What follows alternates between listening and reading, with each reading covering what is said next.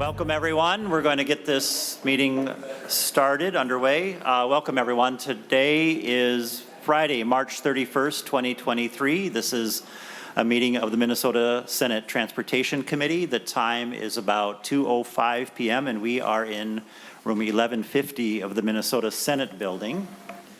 And a quorum is present. In accordance with the rules of the Senate, the following members will be participating remotely in today's hearing. Senator Port in Burnsville, Minnesota, Senator Coleman from Oconee, Minnesota, Senator McEwen from Duluth, Minnesota. To the public and members, we have two items on our agenda. The first will be to hear Senate File 3187, a bill from Senator Kupec, and then we'll take testimony on Senate File 3157, the Transportation Finance Omnibus. In case people are wondering, Senate File 3187 was scheduled for hearing prior to yesterday's event. So in case anyone is wondering about that, we are already thinking about issues of rail safety. That just kind of highlights the importance of the subject, the incident that we had in Western Minnesota yesterday. And we have a few people who will want to testify just after Senator Kupec presents the bill, and then we'll go to committee discussion, et cetera. So Senator Kupec, welcome to the Senate Transportation Committee and Senate File 3187. Oh, also to members, we will be passing this bill from this committee to the Judiciary Committee. That's the intention.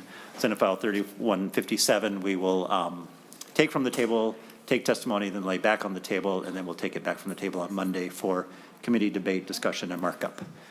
All right, reverting back to Senator Kupec, Senate File 3187. Welcome, Senator Kupec. Thank you, Mr. Chair, and I would first like to just offer the A3 amendment. All right, is that at our place? Senator Kupec offers the A3 amendment, which is an author's amendment. So why don't we just go ahead and vote on that, and then we can discuss its elements. All in favor?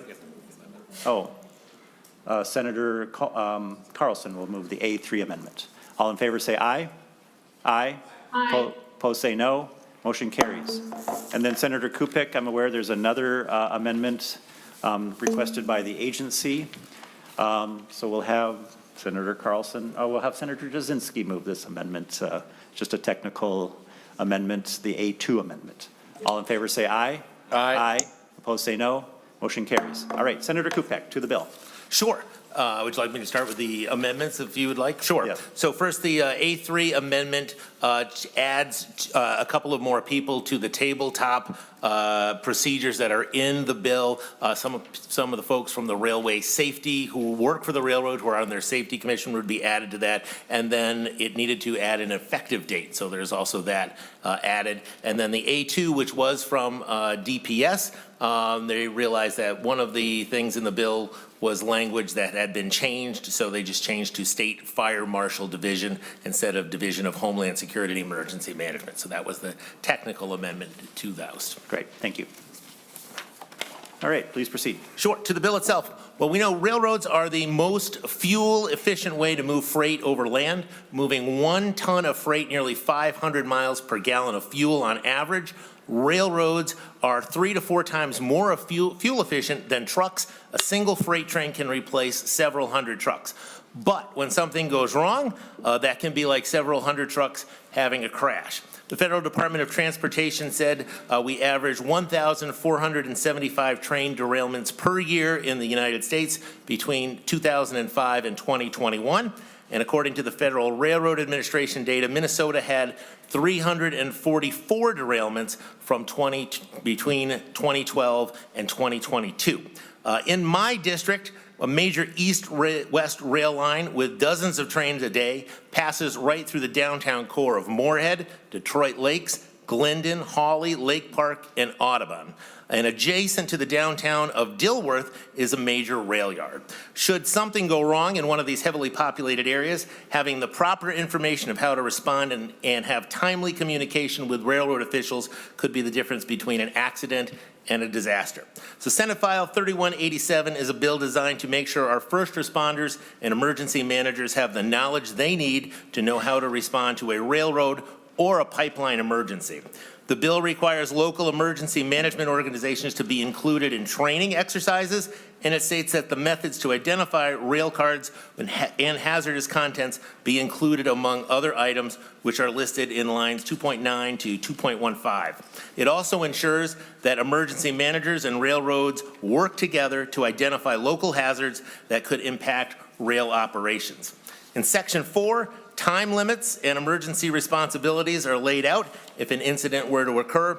And then in Section 5, the number of oil containment tabletop exercises between railroads and emergency managers is increased to at least one every year from one every 3 years, and a full-scale exercise must now be done once every 3 years.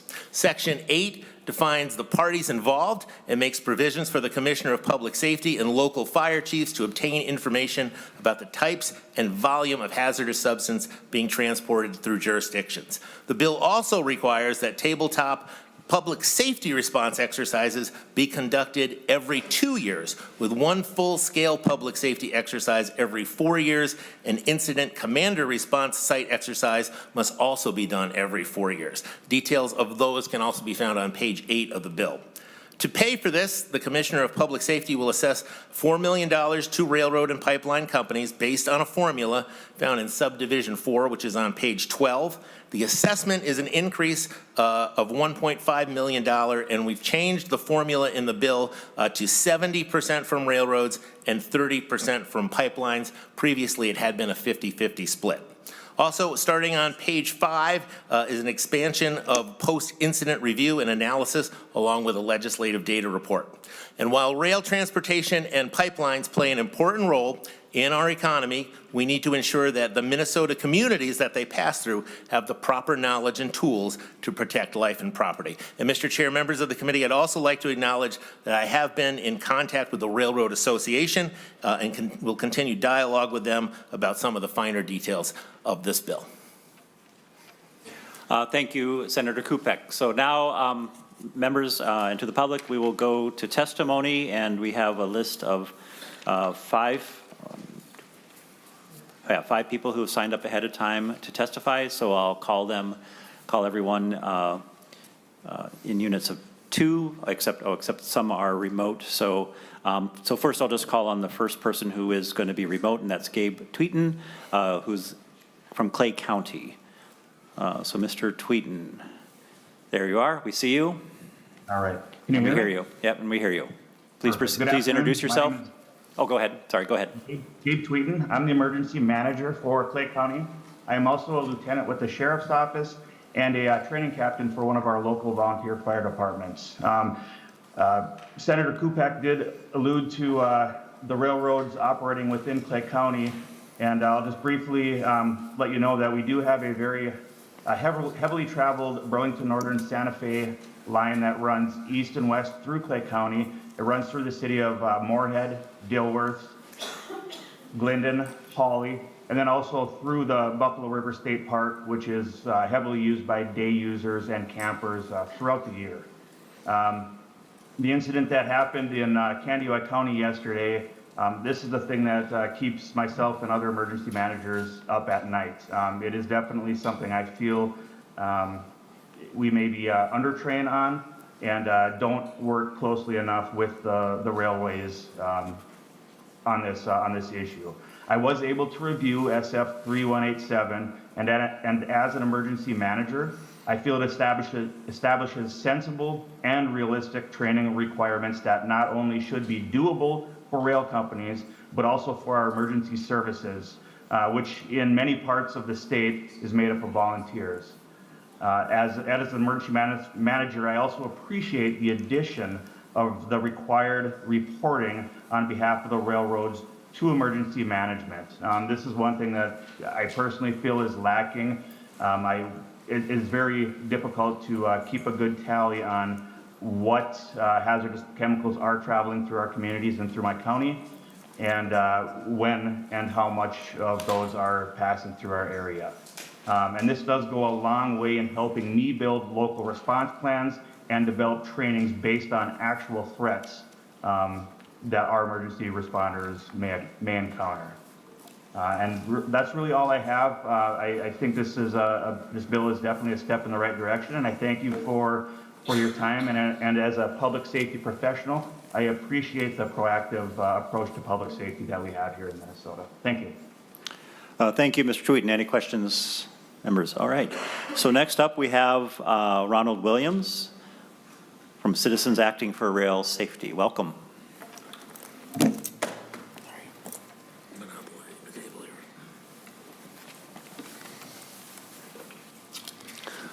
Thank you, Chairman Dibble and committee members. My name is Ronald Williams. I live in Robbinsdale, and I'm a member of the all-volunteer group Citizens Acting for Rail Safety, Twin Cities, better known as CARS TC. On a more personal level, I am a U.S. Army Vietnam veteran and a retiree of U.S. Bank. After the Norfolk Southern derailment in East Palestine, Ohio, the federal EPA, after some delay, took the extraordinary measure of requiring the railroad company to clean up, monitor, and remediate the damage that its derailment caused to the environment and to residences in the town and its vicinity.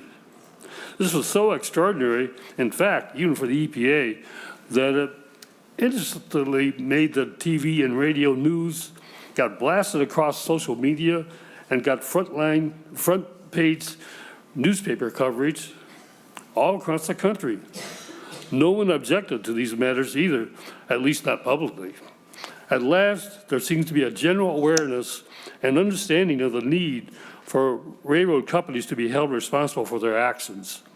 When population centers were developing along what had become today's hazmat rail routes, most of the hazardous cargo which concerns us today did not even exist. Please take a look at our list of over 120 Minnesota cities, large and small, located within 1 mile of Minnesota's crude oil by rail routes per MnDOT maps. Many other routes carry other hazmats to these and other Minnesota communities every day. One of the cities on our Bakken crude route lies as Raymond, Minnesota. Yesterday, a BNSF mixed train derailment in Raymond caused some of the new Model 117 tankers containing ethanol to breach and catch fire. The danger of their exploding prompted the evacuation of much of the town. According to our enclosed data sheet, ethanol can also severely burn the eyes, nose, throat, lungs, and skin. And escaped ethanol vapor can hug the ground and end up concentrating in basements where it may explode. Another reason for evacuation in an ethanol derailment. Lots of trains in Minnesota carry ethanol, and occasionally some cars derail and burn and cause a lot of environmental damage. But this derailment story went national, like East Palestine's, and even the BBC has aired it. I just wonder if there was enough environmental damage to involve the EPA this time. What about the next time? And after that? After derailment, news fatigue sets in. As the BBC reported, in the past 5 years, there have been over 60 train derailments in Minnesota. Please pardon the irony, verging on sarcasm, but we cannot afford to sit back and rejoice in all the media hype and just hope for the best. The U.S. has a long way to go in freight rail safety regulation, including inspection, instrumentation, training, and safe staffing levels. It also appears unlikely that any pending federal environmental or transportation legislation will make railroads responsible for East Palestine type cleanup and remediation measures across the board. I respectfully urge you to vote for Senate File 3187, which will increase freight rail safety training and inspection, improve rail emergency response capability and coordination across the state, and fund these programs as well as others like improving safety at grade crossings. Thank you for your attention. Thank you, Mr. Williams. Questions? All right. We have Claire Rubek, also from Citizens Acting for Rail Safety, who will be joining us via Zoom. Welcome, Ms. Rubek. Thank you. I'm Claire Rubek, and I live in Minneapolis, and I'm also a member of Citizens Acting for Rail Safety Twin Cities. I'd like to point out that this organization is a regional group. We have members across the state of Minnesota, from St. Cloud, as well as in Wisconsin, down to La Crosse. And we've been following rail safety since 2015, and welcome the opportunity to testify before you today. In particular, I'm also speaking in support of Senate File 3187, the two components that focus on additional training for first responders, as well as preventive measures, bringing in additional state inspectors. As we know, there are many rail regulations that are at the federal level that the state can't intervene upon, but unfortunately, much of those regulations are not being enforced and therefore not being followed. So anything that we can do at the state level to assist with prevention of these incidents, because they are predictable and anticipated, so anything we can do along prevention is greatly needed. The ethanol is being transported now in the DOT 117s, and while those rail cars are vastly improved over the DOT 111s of years past, they have not met the testing standards that were initially required out of the FAST Act, the Federal Transportation Act of 2015. And therefore, they're still susceptible to punctures when derailed and leaks and ignition, and that's what we're seeing with these recent incidents. I want to use some words from David Sullivan Nightingale, who is also one of our CARS members. He's a certified safety professional. He's been a safety engineer since 2001, and he has following a career in the military where he worked specifically in transportation, aerospace, defense, and process control.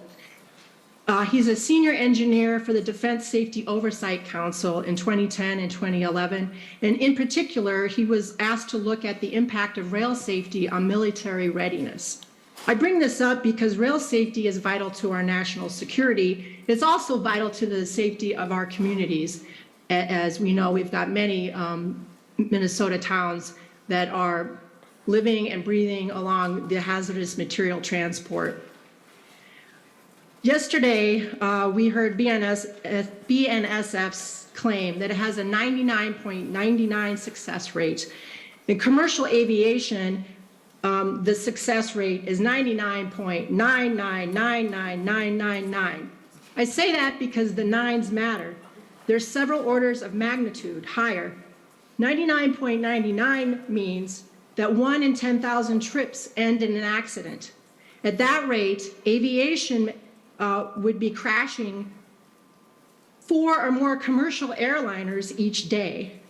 99.99 simply is not good enough for Minnesota communities. The nines matter. I strongly encourage additional investment into reliable rail systems, and if the railroads need Minnesota legislation to be encouraged to do that, then I welcome your efforts in making that happen. Thank you very much. Thank you so much, Ms. Rubek. Questions, members? All right. I'll call the next two people up to the table. We have Joel Mueller from the Brotherhood and Katie Nicholson.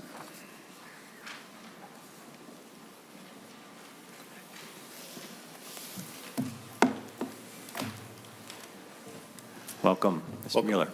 Hello. Good afternoon, Chair Dibble, members of the committee. My name is Joel Mueller with the Brotherhood of Locomotive Engineers and Trainmen. Our union represents locomotive engineers and trainmen that staff Minnesota's freight trains. When derailments occur, a train crew works as a team to provide valuable information to first responders about the location of the derailment, any hazardous material involved, and the location of those cars in the train. Recently, we have seen the railroads implement a business model called Precision Scheduled Railroading, or PSR. It is nothing more than an effort to reduce costs to increase profits, often at the expense of safety. Under PSR, we have seen the railroad carriers cut safety programs, reduce personnel that conduct safety inspection, and reduce or eliminate preventative maintenance programs on equipment and track. While yesterday's derailment in Raymond is still under investigation, the recent derailments that we've been seeing throughout the country can be attributed to these cost-cutting measures. This bill, as written, will strengthen rail safety throughout the state. In the past, we have seen the Federal Railroad Administration struggle to retain rail safety inspectors in Minnesota. The State Rail Safety Inspector Program is designed to enhance rail safety by working in concert with federal inspectors to make sure safety defects are found on railroad equipment and track and spotted and addressed before becoming an issue. This bill will make that program more robust by ensuring that more inspectors are available to conduct these inspections. The railroads have a legal obligation to move products for shippers upon reasonable request, including some of the most hazardous chemicals. The movement of these products is critical to our economy, but must be done safely. This bill will ensure first responders will receive timely notification when a derailment occurs involving hazardous material, ensure emergency response plans are in place. It will also ensure first responders along railroads are prepared to address chemical releases by conducting exercises and training. I want to thank Senator Kupec for authoring this bill and for the committee to take time to consider this legislation, and I'll be happy to answer any questions you may have. Thank you so much. Questions, members? All right. Welcome to the committee. Please introduce yourself and proceed. Hi there. Thank you, Chair and members of the committee. My name is Katie Nicholson. I'm here to testify for SF 3187. SF 3187 implements regulations that make sense and should already be implemented in not just Minnesota, but the country. This bill comes off the heels of yet another train derailment in Raymond, Minnesota, drawing national attention a la East Palestine. Immediately, people are ready to blame Democrats and Pete Buttigieg, but due to Trump-era deregulation for the sake of economy, states are now left to pick up the rest of the pieces and the remnants of train derailments, which are so commonplace as well as underreported on a national scale that the conversation has only been picked up across the country after what transpired in East Palestine. It's important we see this pass because rail safety is everyone's safety. It isn't just about the initial crash, but the lingering effects of such catastrophic events. It's easy to push it aside and see that there were no initial deaths from many derailments, but certainly the effects of releasing hazardous material in the air, as well as the psychological events such an event will have, can still cause suffering. I encourage passing this safety bill, not just for Minnesotans, but as a piece of the puzzle for the benefit of all Americans. Thank you. Thank you so much. Questions, members? All right, would anyone else like to testify on Senate File 3187? Anyone else? Please come forward.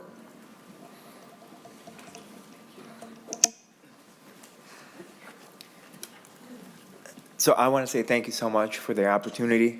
It was a good drive coming from. Please introduce yourself for the record. Okay, sorry. So my name is Jocelyn Demonson, SOSLENTEMANSON. I think it's important that we take a hard look at the railroad systems in the state of Minnesota. As a matter of fact, I'm thinking I would like to see if $3.5 million can be appropriated into this bill to take a deeper study across the state of the railroad systems across Minnesota to figure out where the problems are, to see when the last time the railroad codes were updated, because how many more derailments do we have to have? How many more toxicity things have to go in the water to poison our crops, to potentially destroy our crops, and to potentially affect the next generation of kids? And it's not only that, but it's also bad for the environment. When you get bad ethanol or when you get gasoline inside the ground, it stays there for long periods of time. So I do support this bill, and I would like to see if we can take a deeper dive within about 2-3 years within that $3.5 million to be studied, and then come back with a expenditure to figure out and fix the problems of the railroad system. Thank you. Thank you so much. Appreciate your testimony. Would anyone else like to testify on Senate File 3187? With that, we will close the public hearing and have committee conversation. Members to Senate File 3187. All right. So seeing none, I will just say to Senator Kupec, also add my thanks to the thanks that you've already received from some of the testifiers. And I know Senator Lang has been out there helping respond to the incident, so I'm grateful for his efforts as well in helping the folks out in that community.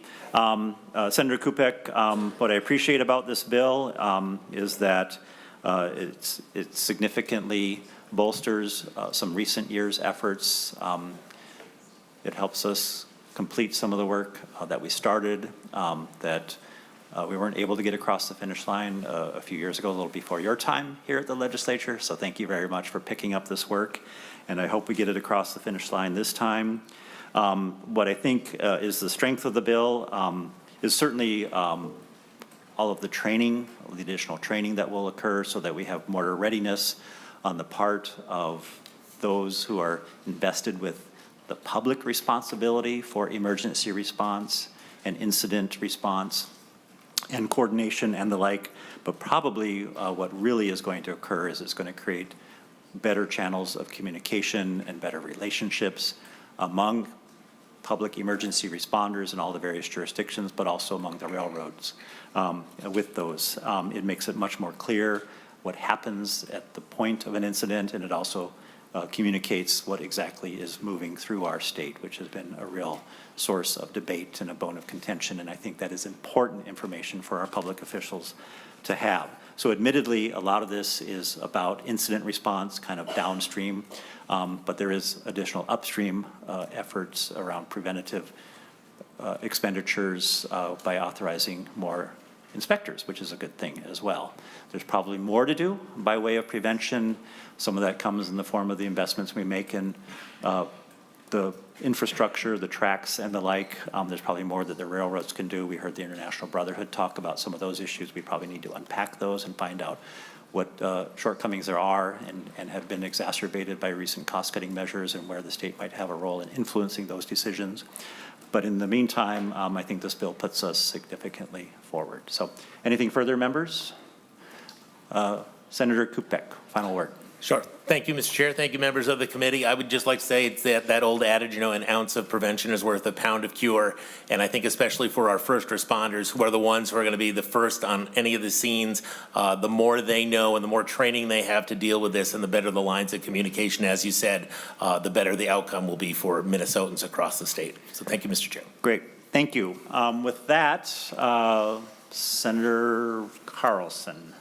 He's our safety guy.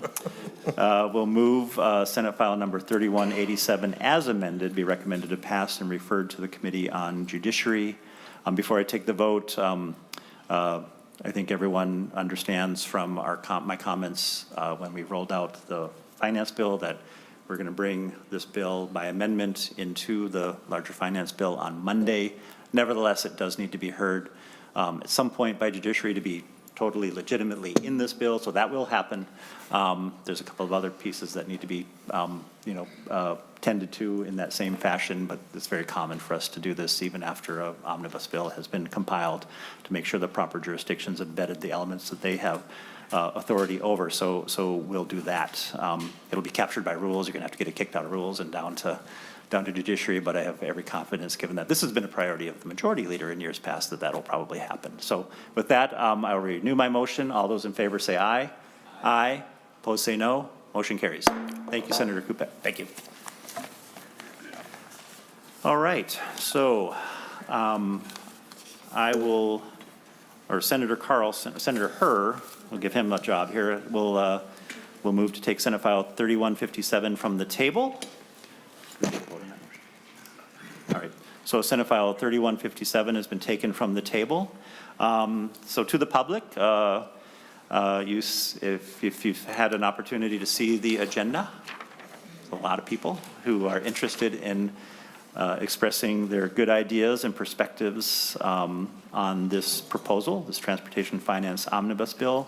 So this is what I would propose. We're going to hear from the relevant agencies, commissioners, their perspective on the bill. We will give them a little more latitude in terms of how much time they take, because they're representing, of course, the state agencies that are most affected by the provisions of the bill. And then we will turn our attention to those who are representing public jurisdictions The rule of thumb is 2 minutes per person, so we are not here all night.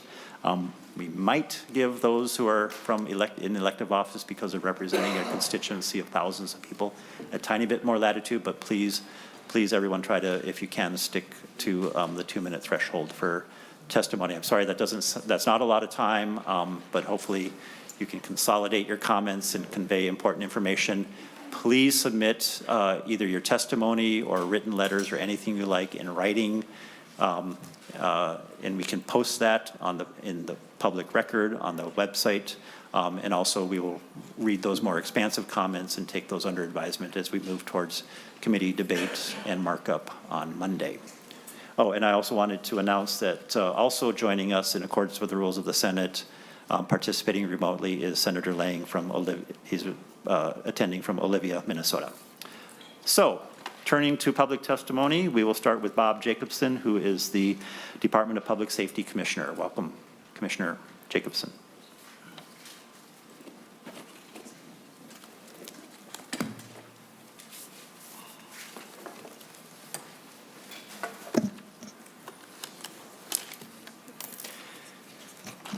Thank you, Chair Dibble, members of the Senate Transportation Committee. For the record, my name is Bob Jacobson, and I am the Commissioner of the Department of Public Safety. Thank you for having me here today to discuss Senate File 3157. I want to start by thanking all of you and your staff for putting this bill together. I'm thankful that this bill provides some of the vital investments found in Governor Waltz and Lieutenant Governor Flanagan's budget recommendations. This includes the resources needed for the Department of Public Safety to maintain current service levels. For the Minnesota State Patrol, I want to thank you for fully funding the aviation request for a new helicopter, new pilots, a headquarters pre-design, and the deficiency funding. All of these investments are appreciated and needed. I would also like to call your attention to some gaps or partial funding for some of our divisions. Funding all of our divisions, of course, is critical. A critical decision we must make.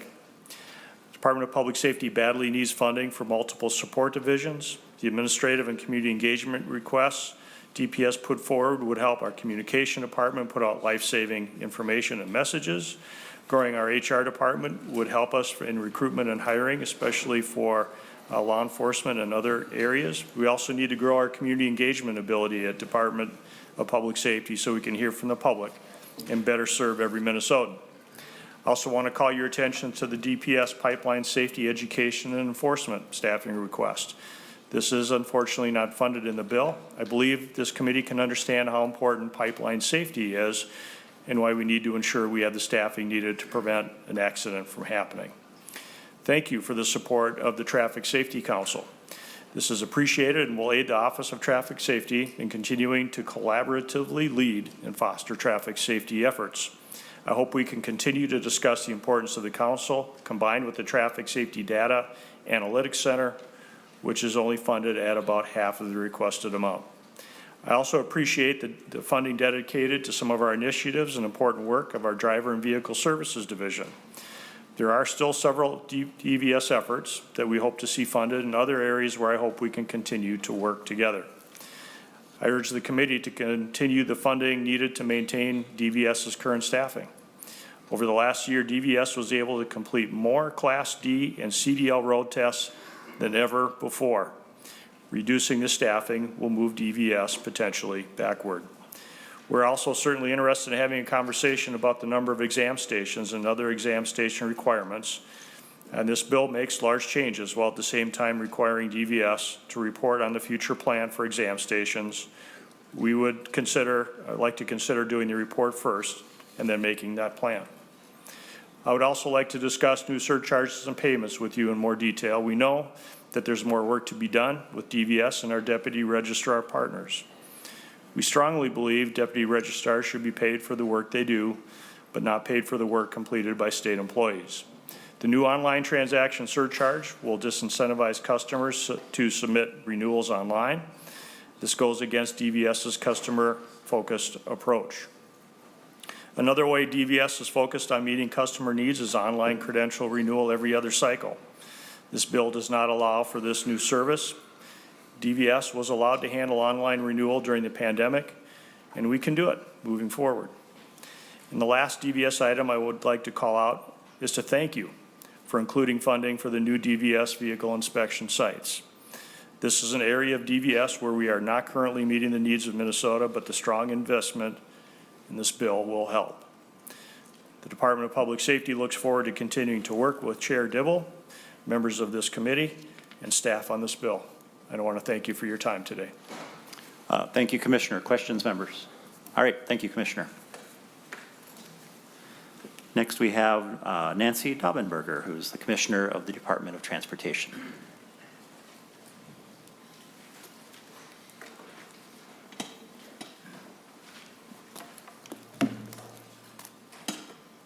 Welcome.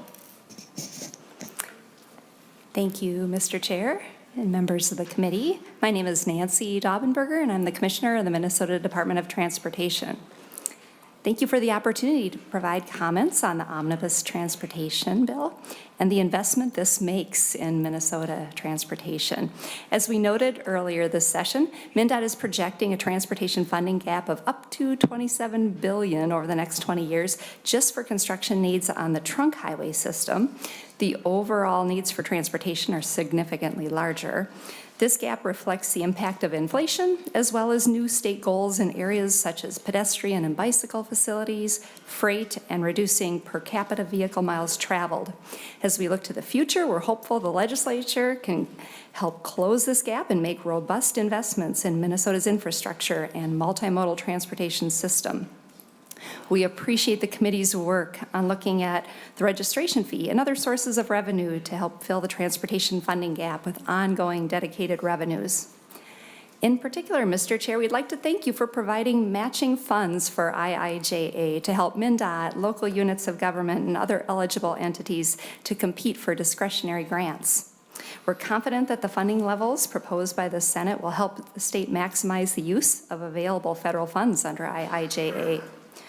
We're also pleased to see policy language and funding from MnDOT to implement the Electric Vehicle Infrastructure Program as part of IIJA. And the $2 million per year in funding for federal climate programs is appreciated and aligns with the governor's recommendation.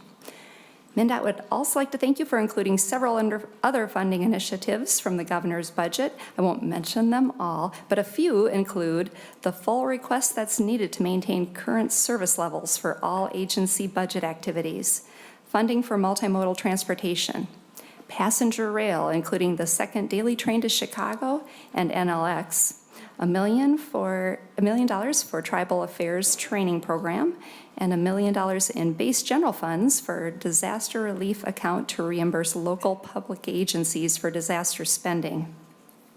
I'd also like to draw your attention to areas of the bill that differ from the governor's recommendations or areas we have concerns with.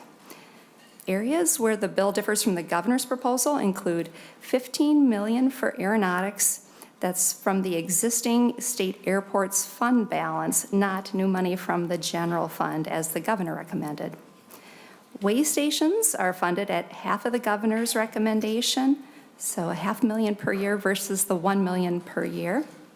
The Stone Arch Bridge is only partially funded at $1.42 million relative to the outstanding $5 million need. The reduced amount won't allow the full project to be funded, so we'd only be able to complete the underwater portion of the work needed. Funding for grade crossing safety request is absent from the bill. The $2 million armor or statewide radio request is not funded, and the IT investments request is funded at half of the governor's recommendation. The bill language transfers bus rapid transit and light rail transit projects that are over $100 million to MnDOT, and that is also a concern due to MnDOT's lack of technical expertise in these types of projects and limited staff capacity. Instead of transferring responsibility, we suggest keeping the responsibility of Metro Transit, and MnDOT staff expertise can be engaged as needed in the areas of delivery method selection, risk assessments, value engineering, and peer review of contractors' schedules or change orders. We appreciate the $20 million in federal in fiscal year 2024 to reduce speeds and eliminate intersection interactions on rural high-risk roadways. But this would be challenging to deliver by the end of fiscal year 24. The primary solutions to accomplish these objectives are roundabouts, J-turns, and crossover closures. Roundabouts often require right-of-way, and J-turn and crossover closures, as well as roundabouts, require a significant amount of public engagement. We have safety concerns about allowing bicyclists to go through a red light even after stopping. We're still in the process of reviewing the transportation greenhouse gas emissions impact assessment, but want to share some initial comments. We support the intent of the proposal to coordinate statewide and invest in more transportation options with the goal of reducing transportation pollution. We also recognize the costs of continuing to expand roadways that can lead to more demand for driving, induce higher costs for an already underfunded transportation system. We have some questions, however, about the mechanisms of the bill, including environmental assessment requirements at the planning stage when limited project information is available versus leaning on the Minnesota and National Environmental Policy Acts, the MEPA and NEPA processes that projects already undertake. Requirements for planning and assessment responsibilities and existing state and federal rules related to transportation programming at the regional level versus the state level is another question. Some of these questions will take some time to resolve, and we appreciate the amended effective date of February of 25. We'd also appreciate flexibility as we work with partners to determine the processes and mechanisms for compliance. We recognize the corridors of commerce funding in the program, yet we were hoping to see policy changes to the program, especially related to regional balance. Ideally, we'd like to see a definition of regional balance before we announce the next round of funding in May of 23. There is significant federal and private interest in the next generation low carbon fuels for the aviation industry. The total global jet fuel demand is estimated to be 230 billion gallons by 2030, with an expected U.S. demand for sustainable aviation fuel to be 35 billion gallons by 2050, as the global aviation sector aims to reduce greenhouse gas emissions by 50%. Compared to the 2005 levels, this presents a huge opportunity to develop sustainable aviation fuel supply in Minnesota. The governor's proposal includes direct financial incentives to support early pilot scale funding for sustainable aviation fuel that will allow existing fuel producers to take important steps toward commercialization. For the Federal Technical Assistance Program, we recommend changing the date on line 14.9 to June 30th of 2027. This will help administering the program for local agencies and make sure they are able to use these funds through the life of the IIJA bill. And line 32.18, we'd like to raise a concern over the language for the larger cities assistance account. Lines 32.23 and 32.29 both reference cities that are eligible to receive municipal state aid. Not all eligible cities have chosen to receive municipal state aid. As written, if a city over 5,000 has not chosen to receive municipal state aid, they would likely be eligible to receive funding in both the larger cities assistance account and the small cities assistance account. So we'd recommend changing the language to be similar to what is in the small cities assistance account. We look forward to continuing to work with you on these issues. Thank you again, Mr. Chair, for the opportunity to provide comments on the Omnibus Transportation Bill. And I can stay for questions. Questions, members?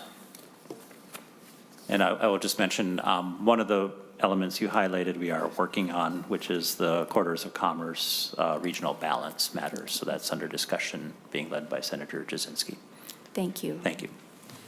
All right. Excuse me, I will next call Charlie Zelli, who is the chair of the Metropolitan Council.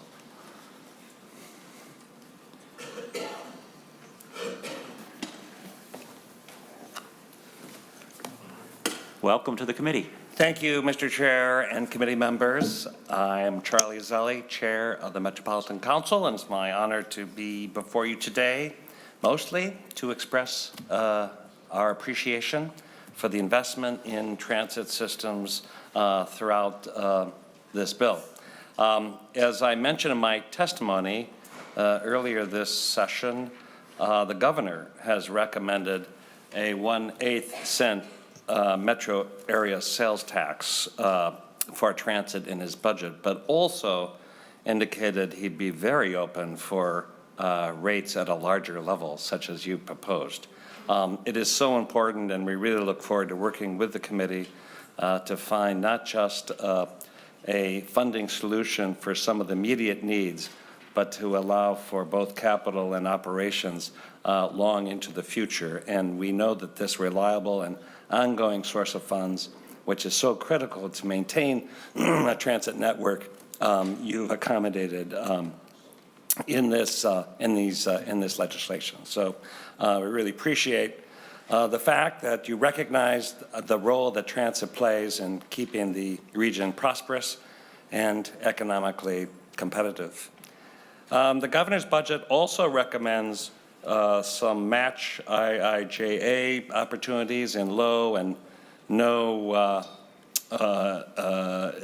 emission investments. Also included an increase in safety and security funds. We just feel confident that in the course of the next few weeks, we were able to work with the committee to ensure that those areas will be adequately addressed. I particularly want to thank Chair Dibble for the work in advancing the administrative citations. As you all know, we have been advocating for that shift in our fair and compliance mechanism for over 5 years. We really think that that is just such a critical step, particularly now when we need a more official presence on all of our rail and our bus operations. And in that regard, I also want to acknowledge the efforts in the TRIP program, which is really proposing some interventions, working collaboratively with other local governments and other law enforcement's nonprofit community initiatives, because the societal issues that are affecting safety and security in our trains, platforms, and buses didn't begin in transit, but is felt maybe even most acutely by the transit experience. We know that the experience for our customers is deeply affected, and it is our highest priority to ensure that a welcoming and safe environment is going to be required, not just for the recovery of our ridership, but just to sustain our system going forward. We know it's going to take many different efforts, and we're taking ours, but we appreciate the legislative support for initiatives that will make a difference. I just want to really finish. I have no long set of comments, but just to again thank the committee for your leadership, support of transit. We've been waiting many years to have this kind of leadership to advance this ongoing source of revenue required to sustain an interconnected system that will really change and support the economy of our metro area. So thank you, and I'm willing to stand for any questions if you have any. Thank you, Chair Zelli. Questions, members? Thank you so much. Appreciate your testimony. All right, next up I will call Steve Huser, who will be representing the city of Minneapolis, standing in for Margaret Anderson Kelleher.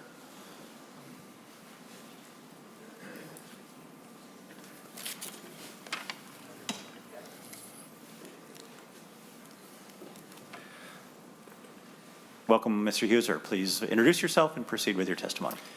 Thank you, Mr. Chair. My name is Steve Huser. I'm a government relations representative for the city of Minneapolis.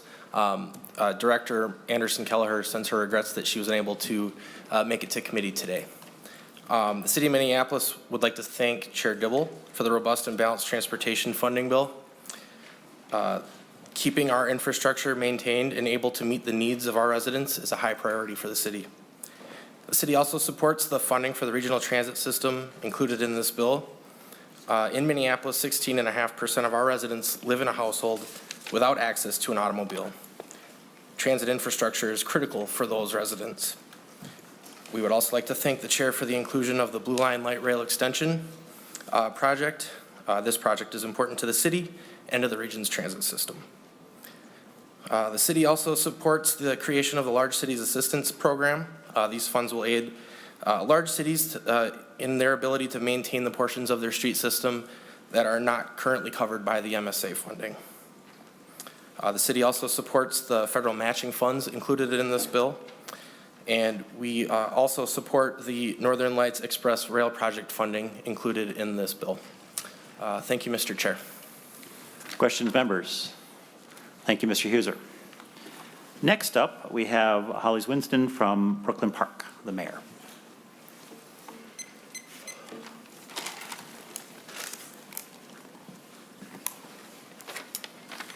Welcome, Mayor Winston. Thank you. So, Hollis Winston, Mayor of Brooklyn Park. I want to thank the chair and the committee for allowing me a chance to speak. I also want to thank you for the support for transportation. I'm here to speak regarding the Blue Line light rail. So just a little bit of context when it comes to Brooklyn Park. Sixth largest in the state, fourth in the metro area, very diverse. And that doesn't just mean racially. We're about 60% people of color, but also from north to south, there's a lot of socioeconomic diversity within that. Within that, there's a number of opportunities, but there's also some issues around public safety, of pockets of poverty, crime. And so one of the things, and this is important because we're focusing on bringing economic development so that we can begin to pay for some of those disparities we have in terms of crime, in terms of investing in public safety. And so we've actually put a moratorium in place because we very much want to focus on our remaining land and how we can increase that tax revenue. And the BLRT is a big portion of that. So when we talk about we have maybe $2 billion in commercial development versus a Bloomington is $5 billion, and Maple Grove up the street is $4 billion, we need to cover that gap, and the BLRT is a big part of that economic development. We've already done some work up there with Olympus and Tesla and Target and some other organizations there in terms of jobs. But we're depending on the BLRT to help with a ton of that. I think that's also important in terms of transportation benefits. So along that, the light rail corridor, around 20% of people don't really have access to transportation, but also throughout the city, we have pockets that are cut off from transportation. And that BLRT would also give somewhat of a hub for us to increase east to west transportation.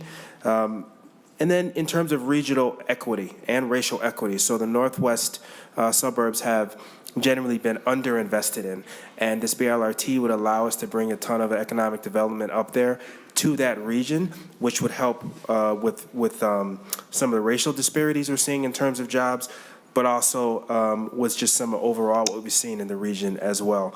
Lastly, access to opportunities. So we have North Hennepin Community College in that area, a small business center that we're investing in for a number of businesses, and then jobs in manufacturing and high-tech industries. Again, we have certain pockets that have been cut off from those jobs historically, and so we have to make sure with that hub that people can go back and forth to access those various opportunities. So again, thank you so much for the opportunity to speak, and it is incredibly important to us that funding for the BLRT. Thank you. Thank you, Mayor Winston. Questions, members? All right, thank you, Mayor. All right, next I will call, I'll start calling 3 people at a time. How's that sound? So we have Adam Bell, who's the Crystal City Manager, Forrest Idbo, who's a Crystal City Council member, and Maya Parisian, who's a Robbinsdale City Council member. I had failed to mention Ms. Ethier has a timer. So when you hear the timer, if you could just start to wrap up your comments, that would be most appreciated. Mr. Bell, please proceed. Thank you, Mr. Chair, members of the council. My name is Adam Bell. I'm the city manager for the city of Crystal. And thank you again for allowing me the opportunity to speak today in support of this legislation, and specifically the appropriation funding for the Blue Line extension. I'm speaking in support of this funding on behalf of the City of Crystal, whose residents will greatly benefit from this increase in reliable and frequent transit service light rail that it would provide. The Blue Line extension will connect our residents to not only downtown Minneapolis, the airport, the Mall of America, but also important places such as North Memorial Medical Center, North Hennepin Community College, and other emerging concentration of living wage jobs near the end of the line in Brooklyn Park that Mayor Winston mentioned. With easy transfers to the Green Line, our residents and anyone else along the line will have reliable access to a whole other set of destinations that today cannot practically be reached without an automobile. Crystal's current dependence on the automobile is a result of the regional development pattern in the middle of the last century, and as a result, we went from semi-rural to a fully developed suburb. This Blue Line project will provide an alternative travel option for our residents and, again, many others that currently must be made by car. For example, the reduction that could take place is a family currently needing multiple vehicles in their household may be able to get by with fewer cars after light rail is a travel option. The Blue Line extension will also help our development pattern become less auto-dependent as one of the most busy areas, the Bass Lake Road Station, will be located next to Crystal's 220-acre town center mixed-use redevelopment. And not only will this area, is it ripe for new transit-oriented development, but it also hosts the city's main commercial district with over 500,000 square feet of retail space and hundreds of jobs. The addition of the light rail will open up these job opportunities to people and other communities along the way that local bus service currently does not. The city also recently made significant investments in this area with improvements to one of our greatest parks, Becker Park. It includes an inclusive playground, facilities for family gatherings, and space for community festivals. Light rail will provide fast, frequent service to this park for people up and down the line. And lastly, combining the important lessons that we've all learned from other light rail projects, the importance of this funding will help ensure that the Blue Line extension project is done correctly and the communities that are impacted, such as Crystal, receive the benefit that additional transit options promise. Thank you.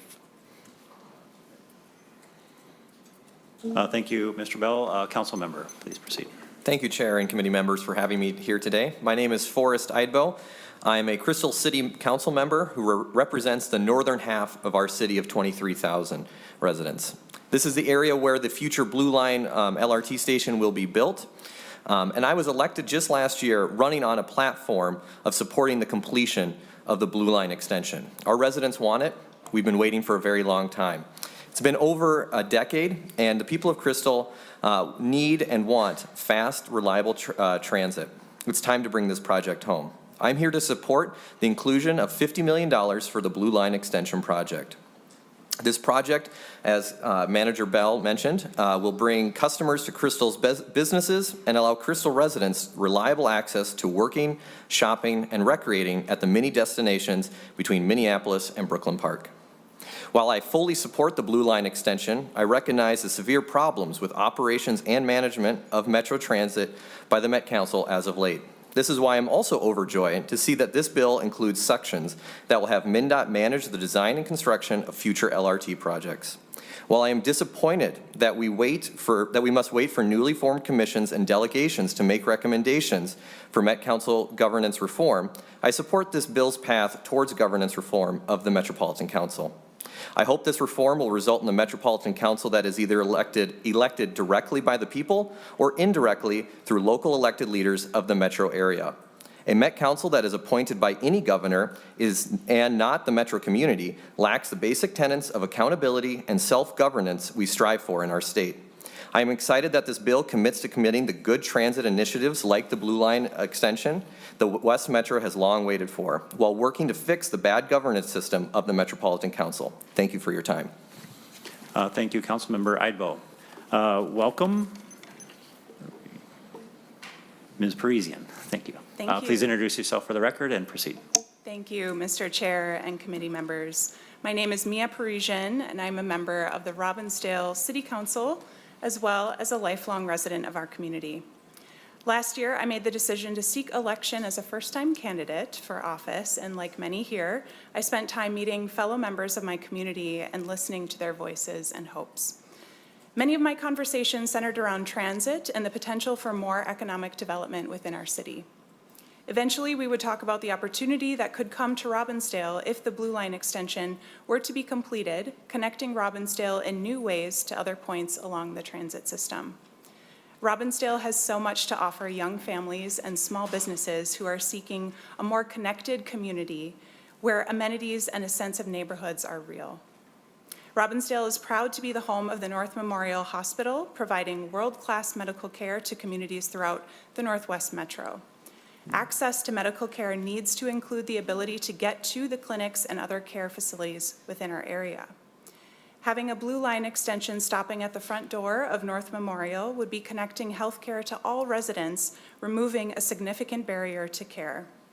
While families are receiving care at the hospital, they would be just a short ride to the next stop where they could visit the heart of Robbinsdale, which in our mayor's words is an authentic human scale downtown, which retains all the loveliness of a small town with access to small businesses, shopping, and local restaurants. Residents, families, and the younger generations have been patiently waiting for our turn to connect to an enhanced transit system, and I would like to ask today be that day where these promises start to be met with action. So thank you, Mr. Chair, for the opportunity to testify in support of funding for the Blue Line extension. Thank you, Council Member. All right, appreciate, and any questions for any of the testifiers? All right, thank you so much. Really appreciate your testimony. Okay, so next up, I will call Marion Green from Hennepin County, George Berg from Kandiyohi County. Oh, sorry, he's remote. So we'll call it Marion Green. I'll call it the next two in-person people, but in between we'll jump to George Berg. So Marion Green, Ryan Daniel, and Pat Benner. I'll go ahead and get started. Go ahead. Thank you, Chair Dibble and Senators. My name is Marion Green, and I'm the Hennepin County Commissioner for District 3 and Chair of the Hennepin County Regional Rail Authority. Thank you for the opportunity to be here today. This bill makes historic investment in Minnesota's infrastructure while addressing climate change and racial inequity.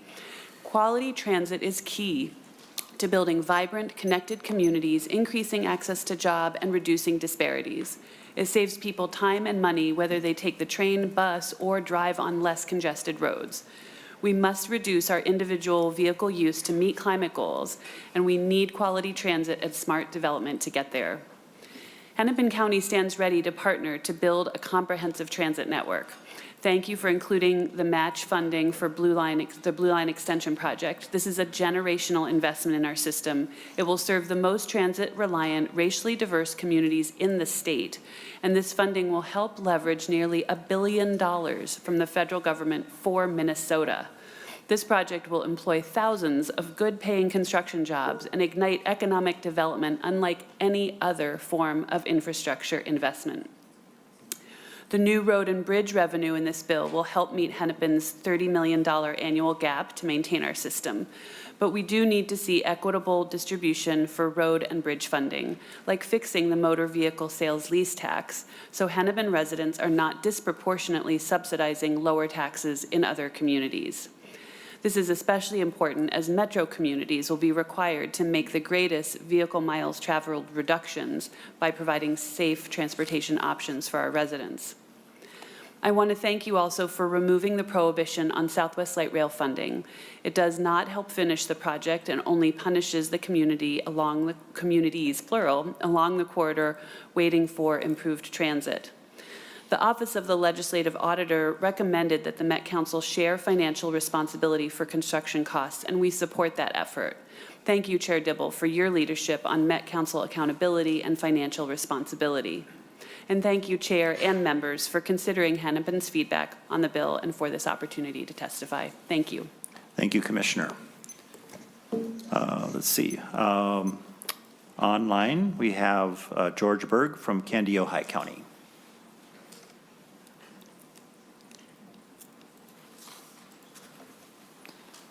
Welcome, Commissioner. Thank you, Mr. Chair. We can see you and we can hear you, Commissioner. Please introduce yourself and proceed. Okay, thank you, Mr. Chair, and I'd like to thank you, Mr. Chair, and the community members for the opportunity to speak today. My name is George Corky Berg. Corky's my nickname. I am a Kandiyohi County Commissioner and also past director of the Kandiyohi County Human Services Department. That was prior to my retirement several years ago before running for County Commissioner. Today, I'm also representing the Central Community Transit System, of which I serve on the board. I'm going to briefly talk about Central Community Transit System, a rural bus-based service. I will share some examples of the concerns and issues and assume that these concerns are somewhat common across the Minnesota transit systems, both rural and metro areas. The Central Community Transit System is a joint powers organization in rural Minnesota. It is a rural-based bus service. The system is, I said, a joint powers system in rural Minnesota, and is made up of Meeker, Renville County, and Candioi County, as well as the cities within our community. CCT, if I may use the acronym, currently has 32 buses. The CCT has been in operation for many years. It works closely with MnDOT and has a good working relationship. And I wish I could stop there, but then the perfect storm happened. As we know, the big C, COVID, came along, and it's impacted our transit systems greatly. Our ridership has dropped. Replacement of buses have become practically impossible due to the supply chain issues. The workforce changed greatly, and it is extremely difficult to get new drivers and workers, and inflation has hit us significantly. Mainly because of lack of drivers, we've been forced to reduce transit routes. I was just informed today at our board meeting that ridership dropped approximately 1,000 individuals just last month. This drop could have been because of weather and other reasons, but it also happened because it impacted many individuals and impacted their purpose in life, their ability to get the healthcare services and maintain employment, shop, and socialize. Last night, I talked with a social worker from a private counseling service in our community that works with individuals concerning mental health issues, substance abuse, and the developmentally disabled. She is extremely concerned about her clients that they can't get to work because of the routes that were dropped. She's concerned about her clients that can't make healthcare appointments and maintain a purpose in life. All this has greatly impacted individuals of lesser incomes. There is an increased need for good expanded transportation system. These concerns have made a major operational financial crisis for our transit systems. I want to thank you, Mr. Chair, and the committee members in your leadership and your support for funding of the operational services for both the metro and rural transit systems, including a bus system based like we have. It is greatly needed for our citizens, and thank you very much. Thank you, Commissioner. Questions, members? All right. Welcome, Mr. Daniel. Please introduce yourself and proceed with your testimony. Thanks. Thank you. I am Ryan Daniel, CEO of St. Cloud Metrobus, here today as the president of the Minnesota Public Transit Association. Chair Dibble and committee members, I want to thank you for this comprehensive transportation package that invests in our greater Minnesota bus systems, transit in the metro area, roads, bridges, and active transportation. The investment of dedicated funding is critical for us to serve our communities, and there are many unmet needs across the state.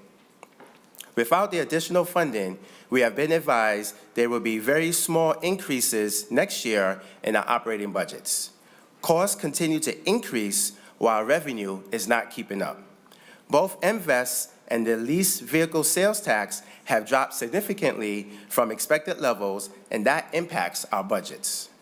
We are averaging 2 years behind bus replacements for vehicles that reach their useful life. Lack of available new buses has resulted in increased maintenance costs for our systems.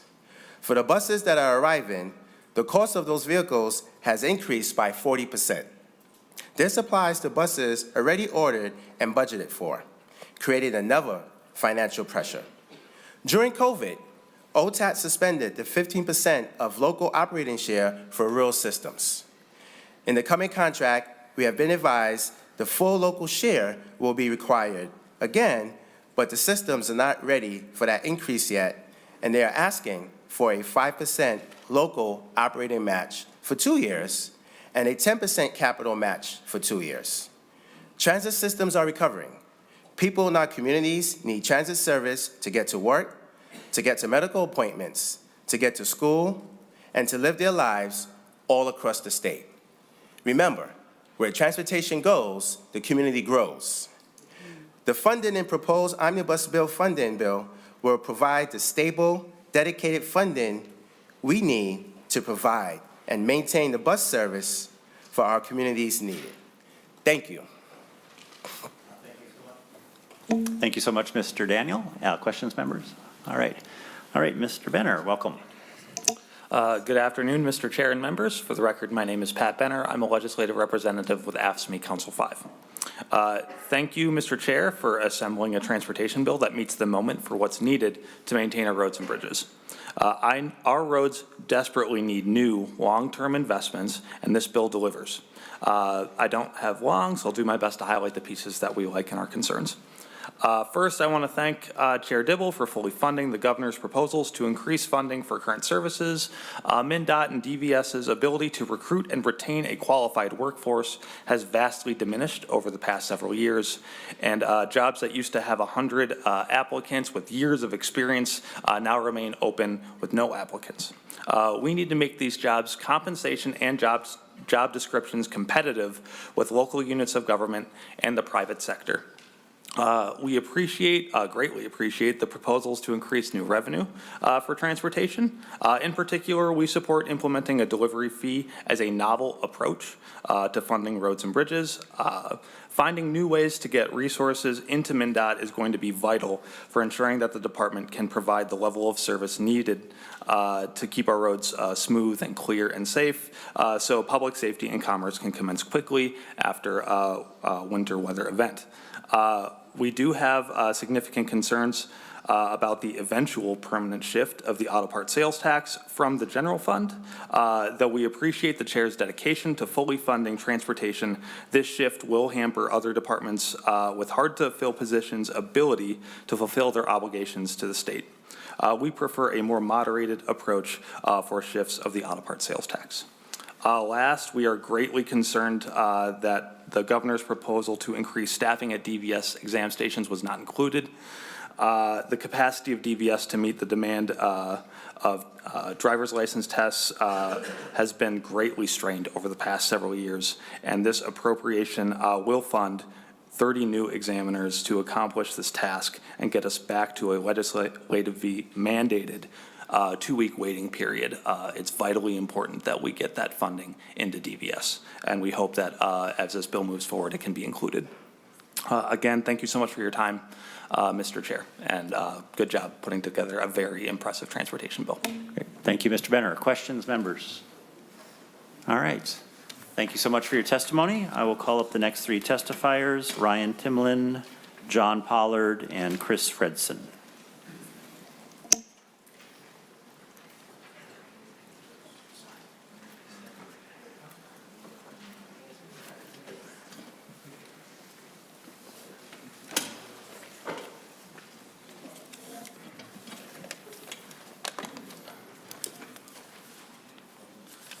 Welcome, Mr. Timlin. Thank you, Mr. Dibble. My name is Ryan Timlin. I am president of Amalgamated Transit Union Local 1005. We represent 2,000 transit workers within the state of Minnesota, mainly at Metro Transit, but also in a couple of different systems. We also represent maintenance who maintain the U of M buses, but also operators in the city of Rochester as well. I want to say thank you for letting me speak today. This is very important, the discussion about this bill. There's a number of major issues, and I just like to point out one of the continual crises with public transit is there's been a lack of dedicated funding, and so this is a move in the right direction to address getting expansion of service, such as many of the speakers before me have mentioned. We do need a massive expansion. Expansion of the transit system on an environmental level will, help reduce the carbon footprint, but also will help reduce the traffic levels, especially within the Twin Cities area, which we're starting to see the traffic is coming back after the pandemic and it's growing. And these issues need to be addressed. But also, major safety issues need to be addressed as well, so that's important to fully fund the transit system to address the safety concerns of our members. Our members deal with assaults. Many of our members have seen some horrendous things and are suffering PTSD. So this helps funding the system to get that care so we can provide the services and also the needs that our members need as well. So I just really would like to address the safety on the system as a whole and the importance of this bill. Also, it's been raised the discussion of inflation, and one thing that, you know, would really help is providing, you know, good paying economic, you know, jobs for workers that will help the economy. It's a very important part to give stability to the working class within these regions, and these types of jobs with this funding can do that. And just one thing, just to lastly end on, is one of the demands ATU 1005 is making around that issue is cost of living adjustment plus 1%. This gives stability to workers, and I hope that's a call that a lot of other unions would make as well. A strong stability for working class people so that to help thrive through this unstable economy as it's moving forward. Our members are very dedicated to helping expand this system, and we hope this bill moves forward and future funding is looked at to also expand this system to provide good paying jobs just beyond public transit as well. Just, you know, with LIUNA and operating engineers, you know, expanding the work on the roads as well. These are very important jobs as well, too. Thank you so much, Mr. Timlin. Questions, members? All right, Mr. Pollard. Thank you, Mr. Chairman, members of the committee. For the record, my name is John Pollard. I'm the Legislative Director for the International Union of Operating Engineers. I have the pleasure of representing about 14,500 members in Minnesota, North and South Dakota. They are members that are operating engineers on heavy equipment that build the roads, bridges, and transit. Thank you for the opportunity to speak before you about Senate File 3157 today, and members of the committee for all your work on working on transportation funding. For the people that work in the trades, this bill is directly related to their jobs. This is a jobs bill. If this bill is passed and signed into law, it will literally put tens of thousands of Minnesotans to work across the state in every community that we know. On a comprehensive scale, construction is a $16 billion industry in Minnesota and supports more than 130,000 jobs. These are good-paying, family-supporting jobs for members such as ours. Just as one example, just this very week, crews returned to a project up in Elk River on Highway 169. It's a $124 million project, and it's going to take 3 years to complete. There are several operating engineers on that project. One of those operating engineers is a young woman named Kim. Kim will be reporting this week for the rest of the duration of this construction season to operate a compactor, or better known as a roller. Kim plans on being on that job site for the duration of the project, which is going to take another 2 years. For Kim and her family, this job provides a livable wage, health care, and a pension. So on behalf of Kim and all the operating engineers that were out working today in the mud, we thank you for your efforts to build a transportation system for everybody. Thank you, Mr. Pollard. Questions? Mr. Fredson, welcome. Thank you, Chair Dibble, Ranking Member Jasinski, and members of the committee. My name is Chris Fredson. I'm Director of Public Affairs for LIUNA, Minnesota and North Dakota. Proud to represent more than 13,000 skilled construction laborers who build and maintain our roads, bridges, and transit in every corner of the state, including about a half dozen of our members in orange here in the room tonight. We want to thank all of you and your staff for your work to build a safer, cleaner, and more fair transportation system that helps connect all Minnesotans to opportunities. Senate File 3157 will make our members safer, will help create family-supporting construction careers, will help us fix, catch up, and keep up our roads, bridges, and transit. This bill does what it took the I-35W bridge collapse to do 16 years ago this August. We're grateful for the leaders on both sides of the aisle who did their duty in 2008. Today, we have more than 600 structurally deficient bridges and thousands of miles of roads in poor condition. Our roads are graded a D+, our bridges a C, and transit a C-. We're asking all of you to do your duty to address this growing threat to our safety, health, and prosperity. Let's be honest. Minnesota is facing a $30 billion funding gap just to maintain our current system of state and county highways, local roads, bridges, and transit. Please vote yes for new, long-term, and dedicated revenue to make our roads, bridges, and transit safer for our members and all Minnesotans. Thank you. Thank you. Questions, members? All right, thank you very much, all three. Appreciate your testimony. Next, I will call Cap O'Rourke, Emily Murray, and Gary Burdorf.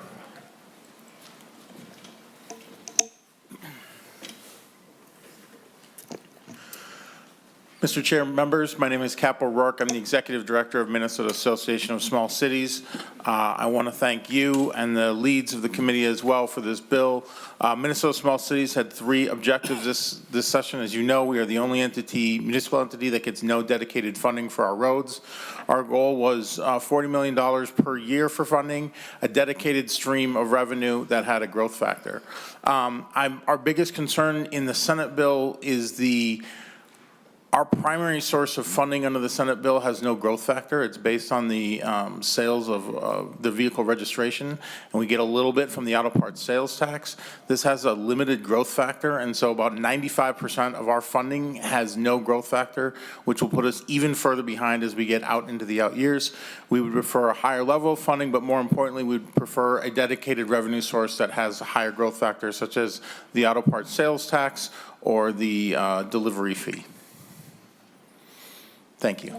Thank you, Mr. O'Rourke. Do you like anything about that? I'm just kidding. I think we did pretty well by small cities, but and we can talk about whether or not there's a growth factor. I think there's a technical or a perceptual difference. So yeah, we do appreciate the dedicated funding, sir.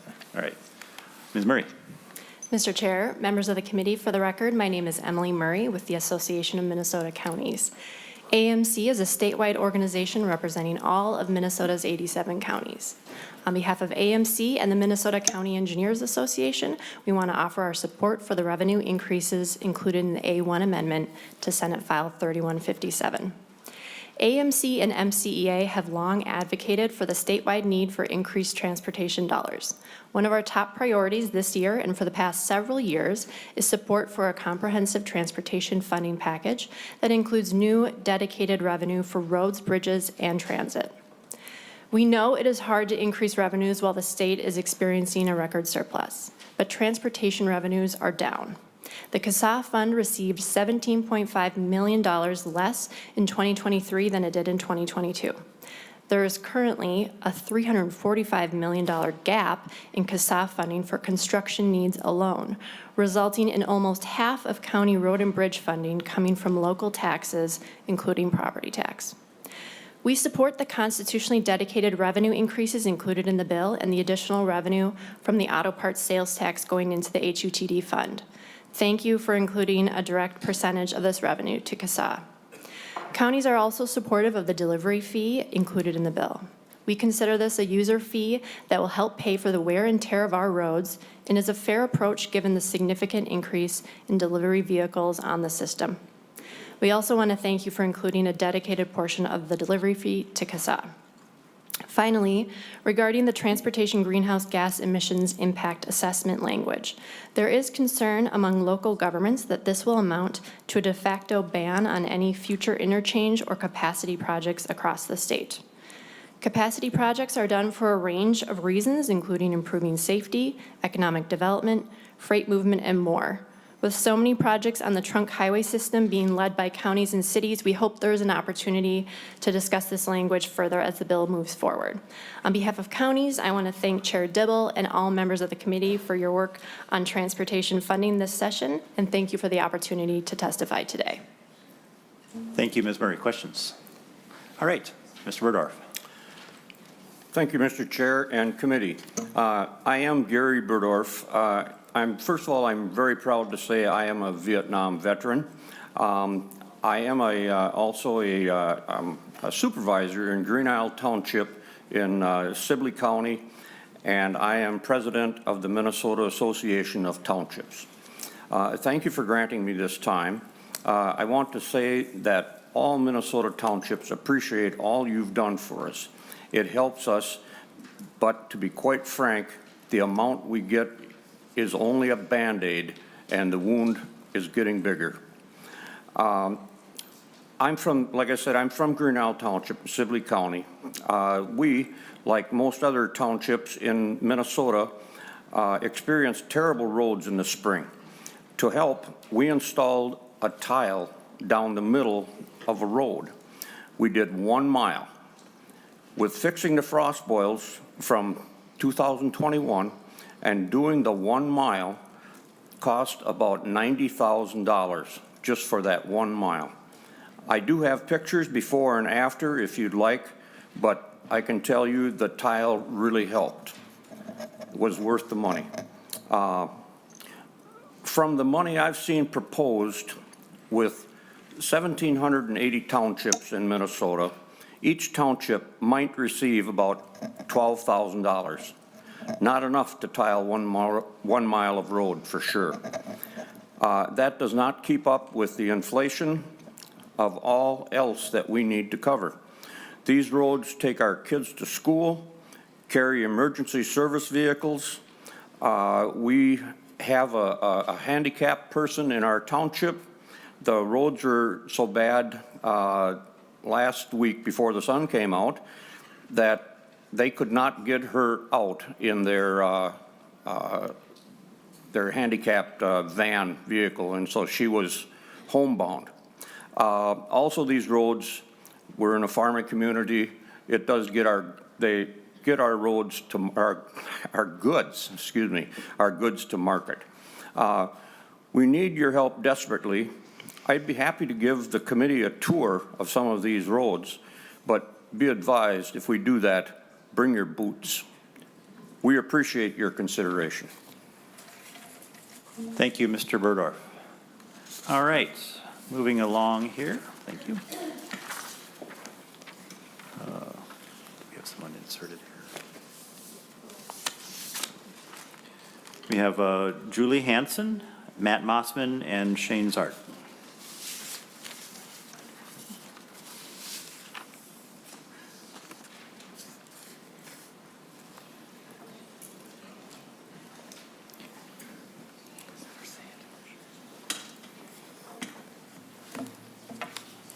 Welcome to the committee. Please introduce yourself and proceed. Good afternoon. Thank you, Mr. Chair. My name is Julie Hansen. I'm the Scott County Property and Customer Service Manager. I'm here today testifying on behalf of Scott County, the Minnesota Association of County Officers, and MICA, the Minnesota Intercounty Association. I have been here at the legislature for 6 years now, asking for relief. I've mentioned time and time again the reasons the deputy registrars need you to make them whole, including how public entities across the state are having to pass along the financial responsibility of operating their deputy offices onto their taxpayers and the 40% shift in the workload to the deputies. I thank Commissioner Jacobson for his testimony today in support. He mentioned that he doesn't believe the deputies should be paid for work which is completed entirely by state employees, but I remind the committee that the deputy registrars are regularly doing work for the state that they are not paid for. The number of no-fee transactions exploded with MnDOT and continues to this day. You've already, or you will continue to hear testimony on the deputy registrar options on the bill, but I want to bring up something that's a little bit different. On page 56 of the DE1 amendment, starting on line 56.18, it references Minnesota Statute 171.061, subdivision 4, which states, except as provided in paragraph C, which refers to driver's license equipment, the fee shall, which is now being changed to must, cover all expenses, including in receiving, accepting, and forwarding to the department the applications and fees required. The cost of accepting a driver's license application in Scott County is over $20, while the filing fee is $8. Even with the proposed increases, we're still falling short, and I know my partners across the state are facing the same issue. What we are asking for is to simply follow what's already in statute. Thank you for the opportunity to testify today. I'm happy to stand for any questions. Great. Questions, members? All right. Thank you, Ms. Hansen. All right. Mr. Mossman. Mr. Chair and members, Matt Mossman, Minnesota Intercounty Association. We represent 15 of Minnesota's larger and faster growing counties, including 4 suburban counties and 11 counties in greater Minnesota. Thank you for the opportunity to comment today. You've heard it from others, but it bears emphasis. Minnesota's roads and bridge infrastructure is in need of increased investment. As construction need and costs have been rising, projected revenues have been flat or declining. Everyone benefits from a safe, smooth set of roads and well-functioning multimodal network. Thank you, Chair Dibble. We really appreciate your bringing forward a financing package that includes statewide revenues. We have had a long history of supporting and support the constitutionally dedicated funding from the motor vehicle sales tax adjustment and the registration tax changes. We also support the delivery fee. We have long supported the full statutory dedication of auto parts and really appreciate, frankly, the crafting of the elegant solution of phasing in that full dedication over time. We appreciate as well that county allocations for those new revenues are reflective of county road needs relative to other systems. The county road system accounts for more state lane miles than the trunk highway system. Those roads are often among the highest volume and costly roads in larger and urbanized areas.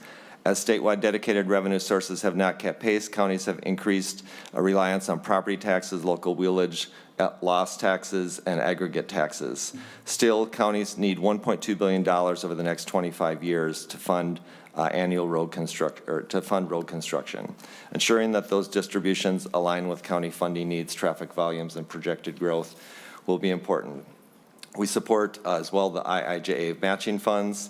With regard to the Met Council sales tax, we recognize that there needs to be, and there are benefits of a regional transit funding system. It's essential to access to employment, school, family, and social networks that is equitable and is a key component of climate action plans. In most communities, transit operates on roads and bridges, as does the growing electric fleet and for both passenger and freight vehicles. As a metro sales tax is considered over the rest of the session, we hope that both a larger allocation to highways will be considered and a granting of the highway funds directly to county governments and incorporating more explicit language regarding what the current and future transit operating costs will be covered. Finally, we share the concerns that have been raised earlier, not with the intent. We recognize and appreciate the intent related to the transportation greenhouse gas emissions impact assessment, but we know that there are other priorities that must be met in transportation projects as well. So thank you, Mr. Chair and members. Thank you. Questions, members, for Mr. Mossman? All right, thank you. Mr. Zart. Well, thank you, Mr. Chair and members. My name is Shane Zart with the firm Flaherty & Hood, and speaking today on behalf of the Coalition of Greater Minnesota Cities. So first, I know you've heard it from other testifiers, but I thank you for the small cities assistance funding that's in the bill. And thank you to both Chair Dibble, Senator Jasinski, and others. This has been a shared priority.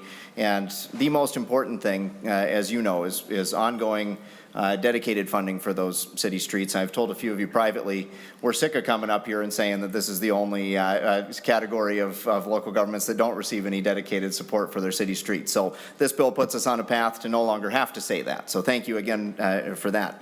With regard to larger cities or those with populations greater than 5,000, I want to recognize that this bill both deals with some of the projected shortfalls in transportation, as you've heard and as you know well. While the state's general fund is in an incredibly healthy fiscal position, transportation revenues have been lagging, and so appreciate the addressing both the MSA system and the creation of the larger cities assistance account in this bill is an effort that the CGMC supports as well. So I'll close by recognizing and thanking you for the substantial funding for the Corridors of Commerce program in this bill. As the department mentioned, the CGMC is also one of the entities that's hoping to see some policy language to accompany that. But we know that's still an item that's being worked on, and we look forward to continuing the conversation with the committee and with other stakeholders as that moves forward this session. So thank you for that. Great. Thank you so much. Questions, members? All right. Margaret Donahoe, Luther Winder, and Dan McConnell are next.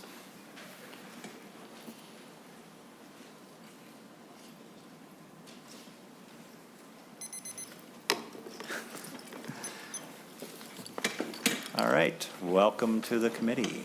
Please introduce yourself and proceed. Thank you, Mr. Chair. My name is Margaret Donahoe, Director of the Minnesota Transportation Alliance. The Transportation Alliance includes counties, cities, townships, the transportation industry, transit systems, and other transportation stakeholders. Thank you so much for putting together a comprehensive statewide funding package that supports all of the transportation system among all the jurisdictions. As you know, there's no silver bullet when it comes to paying for the roads, bridges, and transit service that all Minnesotans rely on every day. Every option seems to have some criticism. One is too regressive, another one is too expensive, another one takes money away from other areas of government, even when there's a huge surplus. There are always reasons not to fund transportation. You can't raise taxes when there's a budget deficit, and you certainly can't raise taxes when there's a budget surplus. So our transportation system is the result of years of underinvestment. The state of Colorado passed a major comprehensive transportation funding package that will raise $5.4 billion in new revenue over the next 10 years. Other states are moving ahead because they understand that transportation investments create jobs and support businesses, which generate more tax revenue and more economic activity. The funding in Senate File 3157 is critical. The general fund dollars to match IIJA funding, the trunk highway bonds, including the $300 million for corridors of commerce, and the revenue increases. We need the delivery fee included in this bill with allocations to county, city, and township needs. We need the license tab fee adjustments as that revenue source is down. The metropolitan area needs the sales tax for both transit and highways. We need the equalization of MVEST, and we absolutely need the full dedication of the sales tax on auto repair parts. In order to plan, design, and construct projects in a cost-effective manner, we need stable, dedicated, ongoing revenue for the thousands of miles of roads and thousands of bridges in our state. The funding shortfall is so large that no one revenue option can begin to put a dent in the backlog of projects. We urge the committee to pass this legislation and work to ensure that all of the funding included is ultimately passed and signed into law. Thank you. Thank you, Ms. Donahoe. Welcome, Mr. Winder. Good afternoon. I'm Luther Winder, Executive Director for Minnesota Valley Transit Authority, here to speak on behalf of Minnesota Valley as well as STA. Throughout the legislative session, MVTA has been advocating heavily for itself and also STA providers for additional funding to support suburban transit and transit as a whole in the region as well as in the state, with the surplus as well and with dedicated funding. But today we do have some concerns about this legislation, but we do thank the overall vision. One being that suburban transit, we needed funding, one-time funding and dedicated funding for our microtransit expansion, electrification, capital projects, as well as for our technology development, our operating budget support that we've shared before. It's important to note that the 12 cities in the Suburban Transit Association make up 20% of the 7-county metro area. The metro area sales tax, which we do support, would provide a long list of transit-related topics to the Met Council to spend, and we, as well as it includes suburban transit. However, this bill never states how much spending goes to and where. That leaves us with some challenges. Suburban providers need to know how much funding we will actually get from the metro area sales tax because providers can't plan with the future revenue without this knowledge. The invest increase does marginally increase metro area transit funding, as well as we do support the cutoff for Greater Minnesota. But suburban providers only statutorily required to receive 21.5% out of now the 34.5. Originally it was 36.5, then obviously the bill breaks down to 34.5. Everything after that is completely unguaranteed, as we've talked about for many years now under Met Council policy. Funding for invest for suburban providers and this proposal may actually be decreased, not increased. With no additional one-time funding, nor budgetary certainty from the sales tax proposals or invest, MVTA is faced with fewer resources to meet the increased demand and maintain our current service level, let alone improve it. Right now, we are demoing an electric bus, the only purpose-built small electric bus in the nation, revenue service, and we do not have any additional funds in this current legislation and this current transportation bill to procure any of them. We've done great advocacy and as well as locally as well as nationally in order to get this bus in this region and to make a solution for our Justice 40 communities that we have in Burnsville, that they also deserve to have electric options as well as clean air. But we're hoping to continue to work with the committee and work with yourself and your leadership, Senator Dibble, so that we can move forward to get equitable distribution, as well as making sure not only the region but the entire state receives the funding, dedicated funding they need. Thank you. Thank you. Questions, members? All right, Mr. McConnell, thank you. Thank you, Chair Dibble and Senators. My name is Dan McConnell. I'm the president of the Minnesota Building and Construction Trades Council. I'm here on behalf of 70,000 members who live in every corner of our state. It's a privilege for me to be here, and I thank you for the opportunity to testify. While we support this bill in general, I also want to specifically thank the committee for recognizing the need for a sustainable source of funding for transit projects. As the affiliates of the building trades are working to determine how many tradespersons to indenture into our apprenticeship training programs, predictability of work is a key component that's often missing, as our members are seeking to have a productive and uninterrupted career in the construction trades.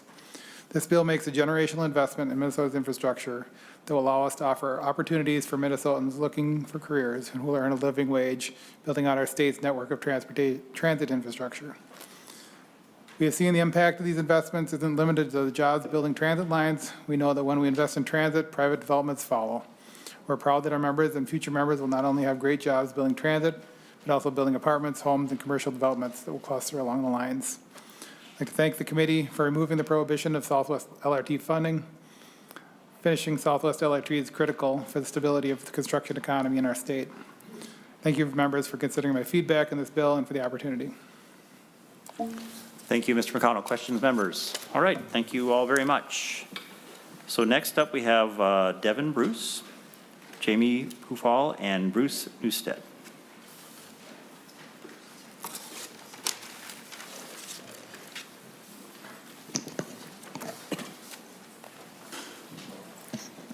Please introduce yourself and proceed.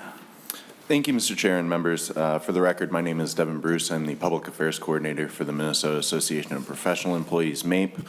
I would first like to thank Chair Dibble and the committee for funding nearly all of the governor's staffing and service maintenance requests. We hope that as this process continues, that you also include the funding for the pipeline safety inspectors, as well as additional staffing for DVS. We would also like to voice our support for the new revenue streams being created by this bill, including the service delivery fee and metro sales and use tax. MAPE strongly supports bringing in new revenue to support our growing infrastructure needs. We are opposed, however, to the expanded use of dedicated revenue away from the general fund, specifically the auto parts sales tax. Permanent dedication away from the general fund is not sound fiscal policy mechanism. We do not dedicate all sales taxes away from lumber and paper products or logging license fees exclusively for reforestation, nor sales taxes on fertilizer, ag products, or property to groundwater pollution mitigation or wastewater treatment. That being said, we do appreciate the Chair's more measured approach to the dedication, using a phased transition period that recognizes both the potential devastating impact to the permanent general fund dedication and other services exclusively reliant on the general fund, while also recognizing that the $30 billion plus backlog of deferred projects needs immediate attention. We hope that this committee continues to consider these issues and look to other options as well outside of dedicated funding away from the general fund, including passing a robust comprehensive bonding bill. Thank you. Thank you. Questions, members? Thank you, Mr. Bruce. All right. Ms. Pufall. Thank you, Chair Dibble, members of the committee. My name is Jamie Poole, and I'm president of the Minnesota Grocers Association. First, thank you for your hard work. You have a difficult task in front of you, but today I'm here to respectfully oppose the 75-cent delivery fee be included in the Omnibus bill. Our membership consists of hundreds of grocers and convenience stores, many of who are independent, multi-generational, and locally owned. We have over 300 members with 1,300 locations statewide. Access to food is critically important, and during the pandemic, delivery became the only option for many Minnesotans. As a direct result, grocery delivery has remained popular. In a recent survey, 1 in 6 consumers said they purchase groceries online and have them delivered to their homes weekly. This service is extremely convenient and in some cases necessary, particularly for elderly and homebound. Article 3, Section 6 would create a 75-cent fee on nearly every retail delivery in the state. The bill language implies that non-taxable food items would be exempt, but if a transaction includes a single taxable item, the fee would be applied. Many common essential items in your grocery stores are taxable. For example, a beverage that contains more than 50% fruit juice is not taxable, yet if the beverage contains 49% fruit juice, it would be. This will pose great confusion for our customers. We believe an educational component will be critically important so Minnesotans understand that this is a government-mandated fee, not an arbitrary fee retailers are adding. There's a strong national movement to ensure that SNAP recipients have fair and equitable access to food delivery. In 2022, 435,000 Minnesotans were recipients of SNAP. There are valid concerns that this new fee will become a barrier for recipients. The proposal requires significant investment to update point-of-sale systems to track and collect this pass-through fee, as well as cost for credit cards. There is no provision for upfront or ongoing costs. The E911 TAM pass-through fee is similar, and retailers retain a 3% of the combined fee for this administration. This too deserves consideration. There is still significant work to be done to move this provision from concept to function. We thank you for the opportunity to testify and are happy to answer questions. Thank you, Ms. Poole. Appreciate your testimony. Questions, members? All right, Mr. Newstead. Thank you, Mr. Chair and members of the committee. My name is Bruce Newstead with the Minnesota Retailers Association. About a third of the members that I work with are small Main Street family-owned retailers. About a third are regional retailers, and about a third are national brands. One of the common elements among all those is most of them provide some element of delivery services. That's super important to a customer today. In fact, Mr. Chair, I bet if we asked everybody behind me to raise their hand if they get deliveries occasionally from a retailer, there'd be a lot of hands that go up. For some of us, that is a convenience, but quite frankly, for many, many Minnesotans, that is a necessity. Sometimes it's an age, sometimes it's a disability. There's many different reasons. So, Mr. Chair, I just appreciate the opportunity to talk about that. I will try not to repeat anything Ms. Poole said, but I think it's important to have a good conversation on this. And, Mr. Chair, I'm not trying to be snarky in any way, shape, or form, but oftentimes it's nice to be able to come up here and thank an author for being able to work on the provision before it came to the committee. And the reality is there's no Senate author of this provision, nor was this heard in the Senate. So I appreciate the opportunity to have this conversation today. I want to point out in your packet there's a letter from about 14 different organizations that have some deep concerns. Ms. Poole mentioned the two main points there, some impact on consumers, but also impact on business operations. Our main concern as an organization at the retailers is that impact on the consumer and the disproportionate impact it will have on folks with disabilities and those that are seniors or on a fixed income across our state. This fee really makes life more expensive for those folks that are already struggling. I don't want to take away from the points the advocates have made relative to the need for transportation funding. We're certainly cognizant of that. We just think this is not the right mechanism to generate those funds. Frankly, the delivery fee is largely unpopular with Minnesotans, just like it was in Colorado. In fact, the Colorado legislature is sort of working through changes to their bill based on experiences that they have had since implementing a fee that's actually about a third of what this fee is in total. So I've heard some great terms, such as novel and innovative relative to this funding mechanism, but I would say that's more like untested and unpopular. So, Mr. Chair, again, being very sympathetic to the need for transportation funds, I'd ask that the committee really look at other alternatives outside of this untested and unpopular source of funds. Thank you, Mr. Chair. Thank you, Mr. Newstead. Questions, members? All right, thank you both very much. All right, next up we have Anna Odegaard, Brian Martinson, and Jim Hurst.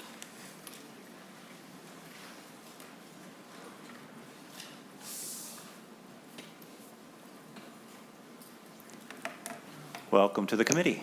Please introduce yourself and proceed. Thank you. My name is Anna Odegaard, and I'm the director of the Minnesota Asset Building Coalition.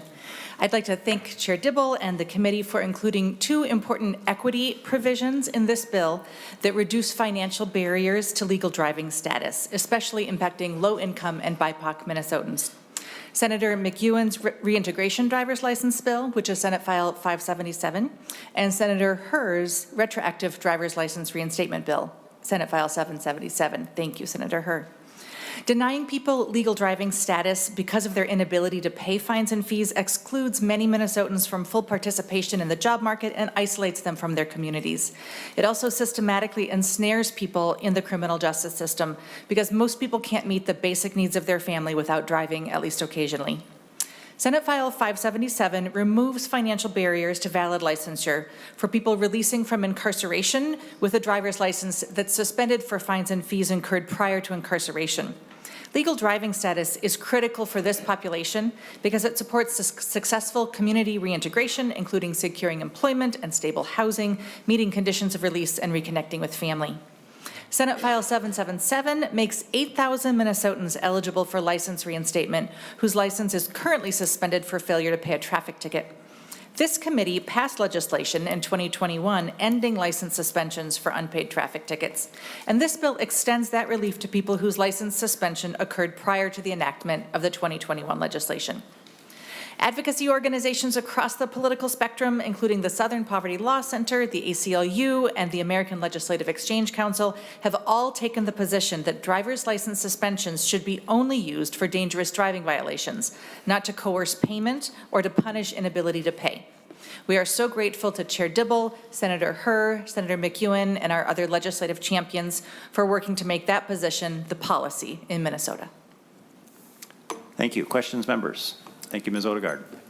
Mr. Martinson. Thank you, Chair Dibble, members of the committee. My name is Brian Martinson, and I am the non-motorized representative on the Metropolitan Council's Transportation Advisory Board. My comments today, though, are representing myself.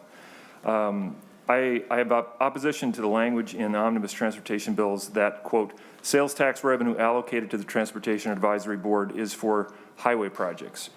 I urge replacing that language with sales tax revenue allocated to the Transportation Advisory Board under Subdivision 2, Clause 2, may be used for grants for transit expansion or modernization, travel demand management, multi-use trails and bicycle facilities, pedestrian facilities, or safe routes to school, or unique projects as defined by the Metropolitan Council.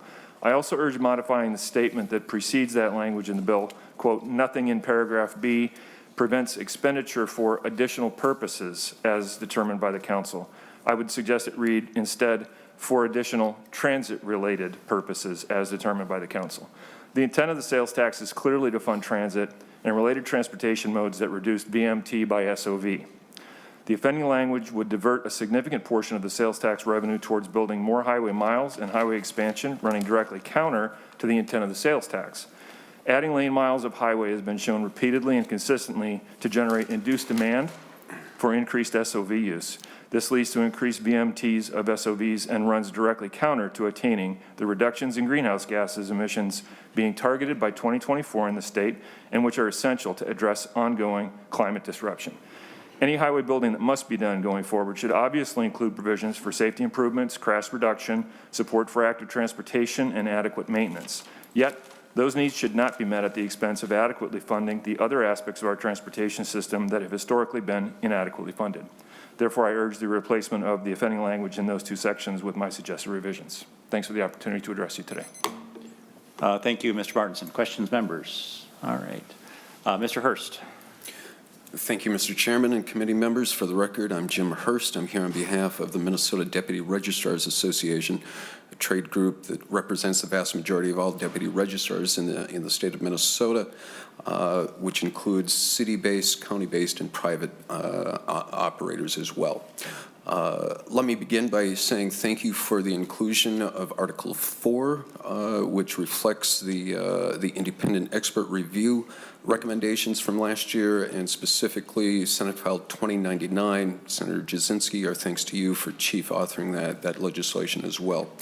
I know Ms. Hansen already spoke on a number of those merits. I will not repeat those, but just for background information, this is absolutely critical, and I know I'm probably preaching to the choir here. Many of you realize the struggles that the deputy offices are under.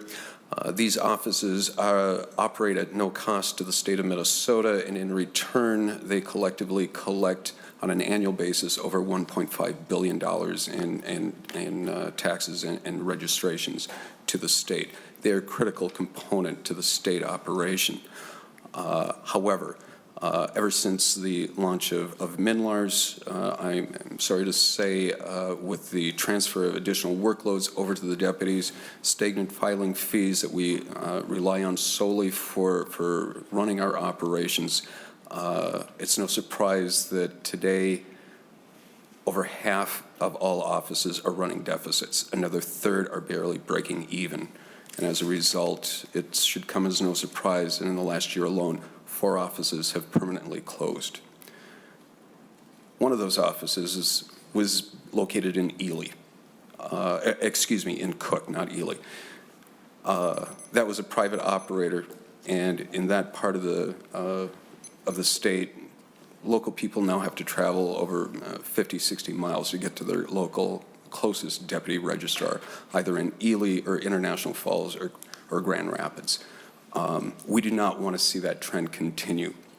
And even though there are options available online and there is a trend to go online, there are just some transactions that just cannot be done online, which is why it's so critical, which is a component of the King Report recommendation to do revenue sharing with the state. With that, I will stop. Certainly welcome any questions. Look forward to working with the committee and the conferees going forward through the rest of the session. Thank you. Thank you, Mr. Hurst. Questions, members? All right. Thank you so much. All right. Next, I have Todd Hill, Dorian Grilly, and Aurora Votrine.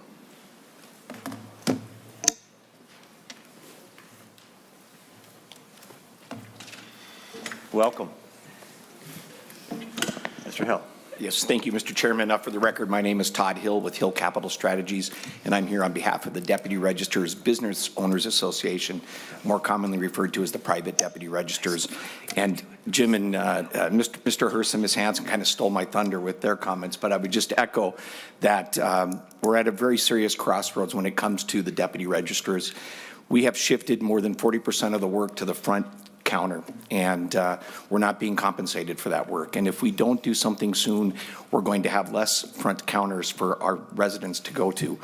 And I would just also point out, I'm a little disappointed in the comments of the commissioner about the fact that the state should get paid and we shouldn't. And we've been carrying the burden for the state for many years through MnLARS, through MnDrive. We've faced significant hurdles. And at the end of the day, you as elected officials and the Walls administration get to determine what our revenue is. You set our rates, and we are bound by the fees that are put into law. And so if you don't address this, we're just going to have less of us. And we're at a critical point, as Mr. Hurst pointed out. The number of deputy registers that are losing money continues to grow, and we appreciate the fact that you have acknowledged that in your bill, Mr. Chairman. We appreciate the work that that Senator Jasinski's put in on this as well, and we look forward to working with you as the session continues. Thank you. Thank you, Mr. Hill. Questions, members? All right. Ms. Votrine. Welcome. Hi, my name is Aurora Votrine, and I am the Legislative Director for the Minnesota 100% campaign. We are a cross-sector, statewide, multiracial, intersectional campaign to build an equitable, clean energy future for everyone in Minnesota. Thank you, Mr. Chair, members of the committee, and staff for the opportunity to testify today and for the work you've all done to put together a transportation omnibus bill full of individual solutions that, when packaged together, accomplish a comprehensive approach to a cleaner, more affordable, more equitable transportation system that's long overdue. Senate File 3157, as amended, makes urgently needed investments in transit, active transportation, vehicle electrification, and road, street, and bridge maintenance through a balanced approach to funding sources and investments.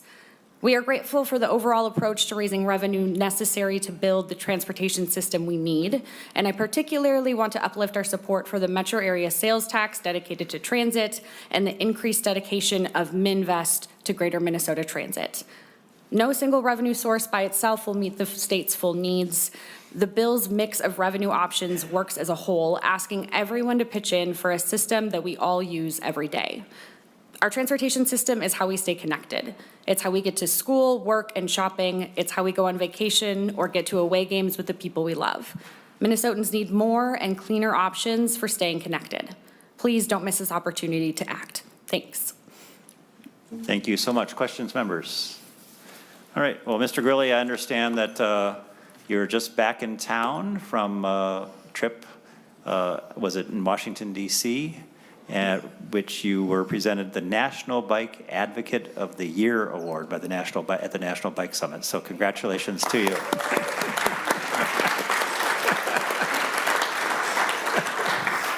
Thank you very much, Mr. Chair. Members of the committee, my name is Dorian Grilly. I'm the Executive Director of the Bicycle Alliance of Minnesota. We truly appreciate that you've recognized that now is the time for this historic investment, and also for including the provisions of the Bill Dooley Bicycle Safety Act that we testified in support of in February in Senate File 3157. We know that biking and walking are not the solution to climate change. Reducing greenhouse gas emissions, our public health crisis, and community sustainability, but we do know that the return on investment is very, very high. Community leaders in every corner of Minnesota know that those investments in active transportation and safe routes to school make their communities great places to live, raise a family, and have a business. We believe the investments in active transportation that are in this bill and safe routes to school that are in this bill are the right amounts, and we're looking forward to working with MnDOT to make sure that it's spent wisely. But as members of the Transportation Forward Coalition, we ask that the active transportation portion of the Metro sales tax be dedicated. The Infrastructure Investment and Jobs Act provided the Metropolitan Council with an additional $150 million for their two-year regional solicitation for transportation alternatives projects. It says something that they were able to spend that money in one funding cycle and still only fund high-priority projects in 55 communities. I'll only mention a couple of the many other things that this bill does that we support. We certainly support increases for transit and passenger rail, speed cameras, safe road zones, and we'd be honored to serve on the Advisory Council for Traffic Safety. On behalf of our supporters who live in every corner of the state of Minnesota, thank you for bringing forward Senate File 3157. Thank you so much, Mr. Grilly. Questions, members? All right, and congratulations again to you. Thank you. All right. Let's see. We have Mr. Norcati, Moaz Uden, and Patrick Hines next.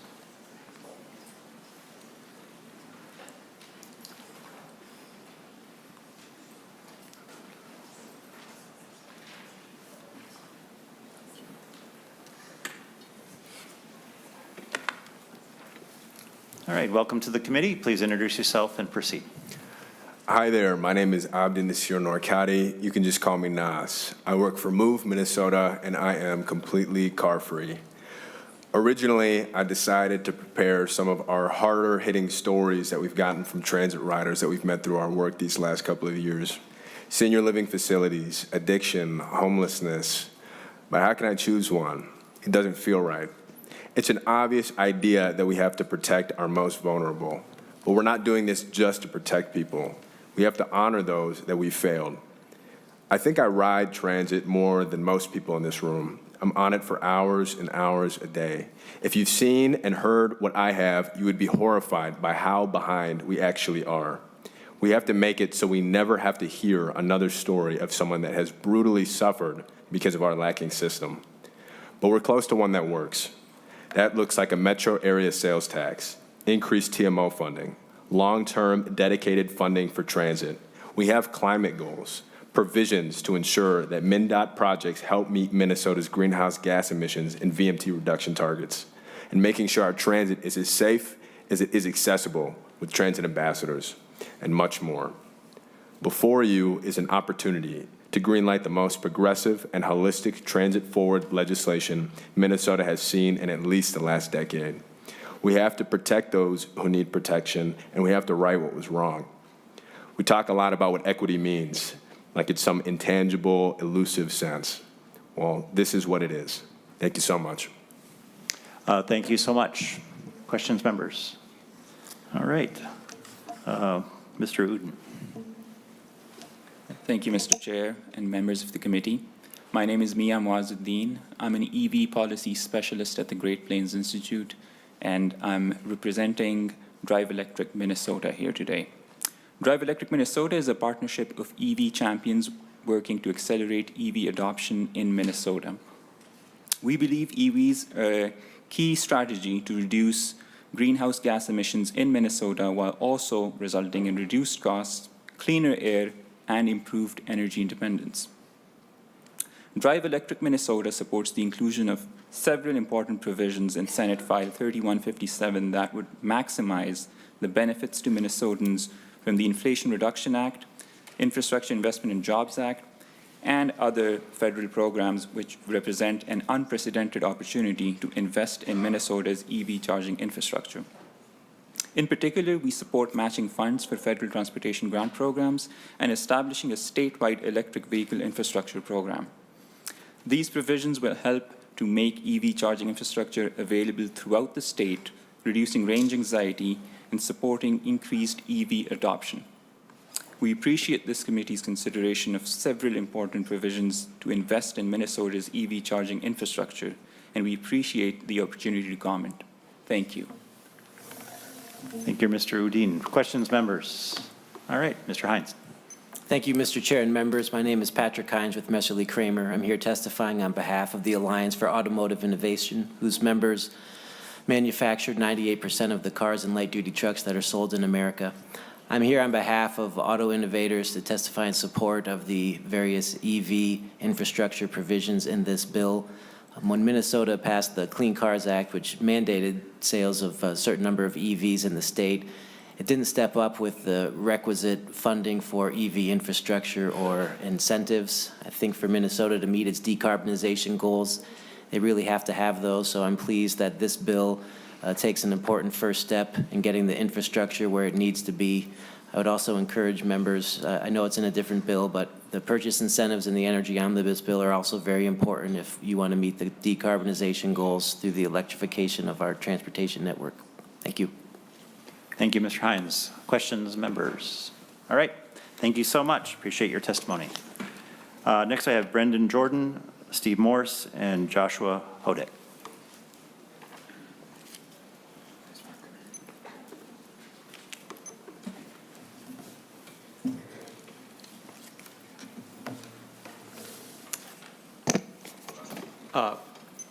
Mr. Chair, Welcome, Mr. my name is Brendan Jordan with the Great Plains Institute, here today representing the Future Fuels Coalition. The Future Fuel Coalition is a partnership of 30 organizations from a variety of backgrounds that support a clean transportation standard or clean fuel standard. I want to thank Chair Dibble in particular for carrying a clean transportation bill this session. We made great progress this year on clean electricity. We put a lot of great policy in place to move us towards zero greenhouse gas emissions in the electricity sector. While I believe we will make great progress this year in a variety of areas related to our largest emitting sector, that of transportation, we do need a similar framework to get us to zero. So there is some unfinished business for future sessions. The Future Fuels Coalition believes that a clean transportation standard is a critical tool for guiding us along our transportation decarbonization transition, supporting innovation and investment in low-carbon fuels, electrification, and supporting communities while offering more options to consumers. There were some concerns offered up this session, so we feel that a study and engagement process is important and valuable. And so we thank you for including the governor's recommendation for a clean transportation or clean fuel standard study over the interim, and look forward to bringing this issue back next year. Great. Thank you, Mr. Jordan. Questions, members? Mr. Morse. Great. Thank you, Mr. Chairman and members of the committee. My name is Steve Morse. I'm the Executive Director of the Minnesota Environmental Partnership, statewide coalition of more than 70 environmental conservation groups working to protect our people and planet. Thank you, Chair Dibble and members of the committee, for the extensive work and effort that has gone into putting this major initiative together that's contained in this bill. It has been literally decades in the making. And thank you for your patience and for this opportunity to highlight a few of the highlights in the bill from our perspective. Number one is funding for transit. We believe both the urban transit and the metro transit is a big step forward on many, many fronts, and I won't go into it. You've heard some of them here. But the metro sales tax, dedicated funding going into the future is a very important step forward, as well as dedicated funding for Greater Minnesota Transit. Number two is funding for active transportation. Bike walk is an important choice in the suite of options for transportation, and we're happy to see increased dedicated funding, although we could always use more to move that effort forward on a statewide basis. Number three is something you haven't heard about yet, and that's the Highways for Habitat program. A little provision in here, but you've heard the bill a couple of times, and it's an important step in providing habitat for pollinators that are at risk and using all of our resources in the state to help protect pollinators and species at risk. And number four is the Clean Transportation Standard that Mr. Jordan was just referencing. I want to express our support for the language to study information gaps and opportunities related to a clean transportation standard with a diverse set of stakeholders. Much like we have done in the electrical sector, we believe we need to rapidly transition transportation, now the number one source of greenhouse gas pollution, away from a reliance on fossil fuels. This work group will explore the complicated issues surrounding this transition to a net zero carbon transportation system by the year 2050, a timeline that meets the internationally recognized scientific consensus on carbon reductions necessary to avoid the most onerous impacts of climate change. The work group that you have laid out in here includes the aviation industry, as the sustainable aviation fuels is a significant overlap with the overall question of clean transportation standards and how we get to a zero or a net zero carbon future for transportation. In order to be truly effective, this policy needs to be done right. It could be counterproductive or it could be very helpful. So we appreciate the opportunity to explore some of the issues that are before us so that we can move forward with a low carbon fuel standard that not only moves us to electrification, but also helps promote biofuels that are sustainably grown and protect our resources right here in Minnesota. Thank you for the time and thank you for the wonderful bill. Great. Thank you, Mr. Morse. Questions, members? All right. Mr. Hodek, welcome. Chair Dibble, members, my name is Joshua Hodek. I'm the Senior Manager on Transportation for the Sierra Club Minnesota chapter, representing 50,000 members across the state. The Omnibus Transportation Bill is what this moment demands. For the climate crisis, for the economic justice, and for public health. In passing this bill, you are seizing the moment, and I thank you. I also thank you for provisions that Dorian Greeley mentioned in Senate File 912, the Bill Dooley Bicycle Safety Act. However, we do wish to remind this committee that a broad statewide coalition has asked you to dedicate 10% of the metro sales tax referenced before of that revenue to walking and bicycling. The current language says that 16% could be used for active transportation, but is not dedicated. It must be dedicated to safer walking and bicycling. The success of transit depends in part on people's ability to walk, bike, and roll to catch the bus or the train. This is especially important in suburban communities where sidewalks are too often missing near transit routes. How transportation dollars are governed is also an issue, as you well know. Arguably, Met Council, as currently structured, is not what is needed for equitable governance, and neither is the TAB, which does not represent citizens equally by population. It's far time to get on board in Minnesota and fund transit now. Thank you again for this historic legislation that will benefit all Minnesotans, no matter how they get to where they need to go. Thank you, Mr. Hodek. Questions, members? All right. Thank you. So next I'll call up Grace Walls and Amity Foster.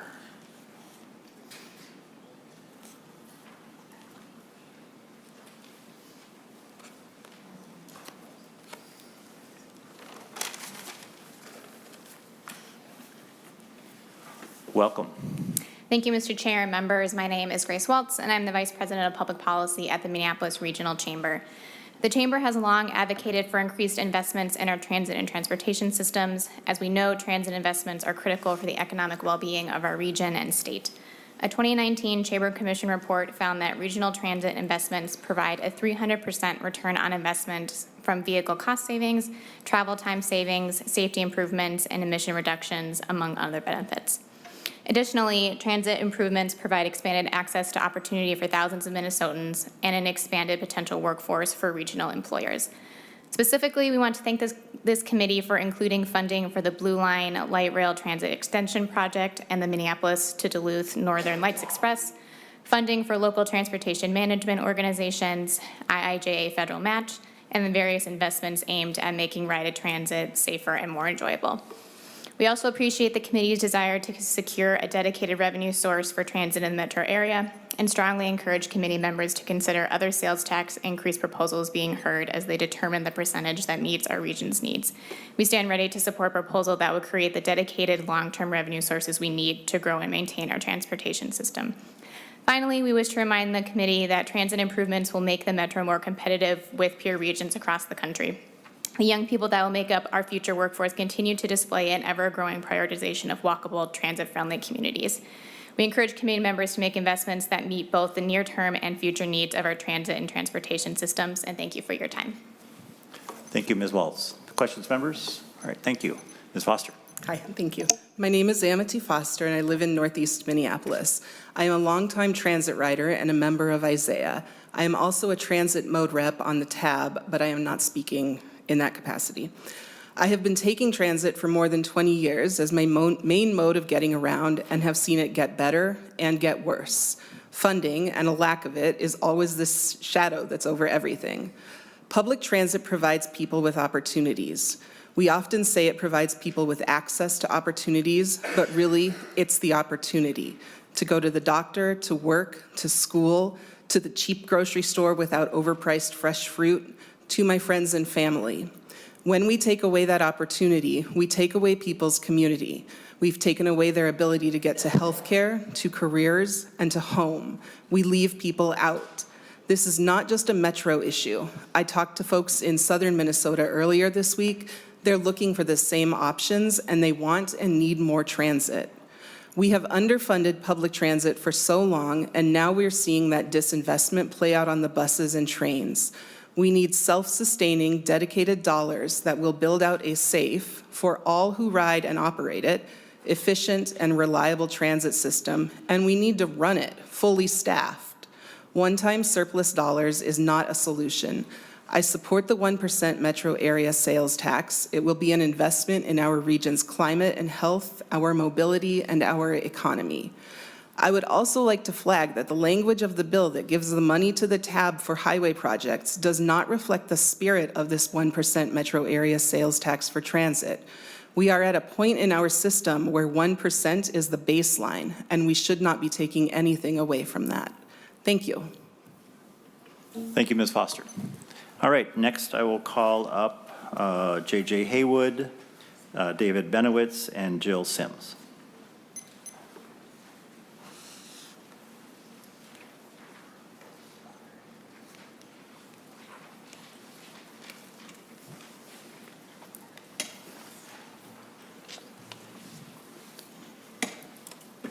All right, welcome to the committee. Please introduce yourself and proceed.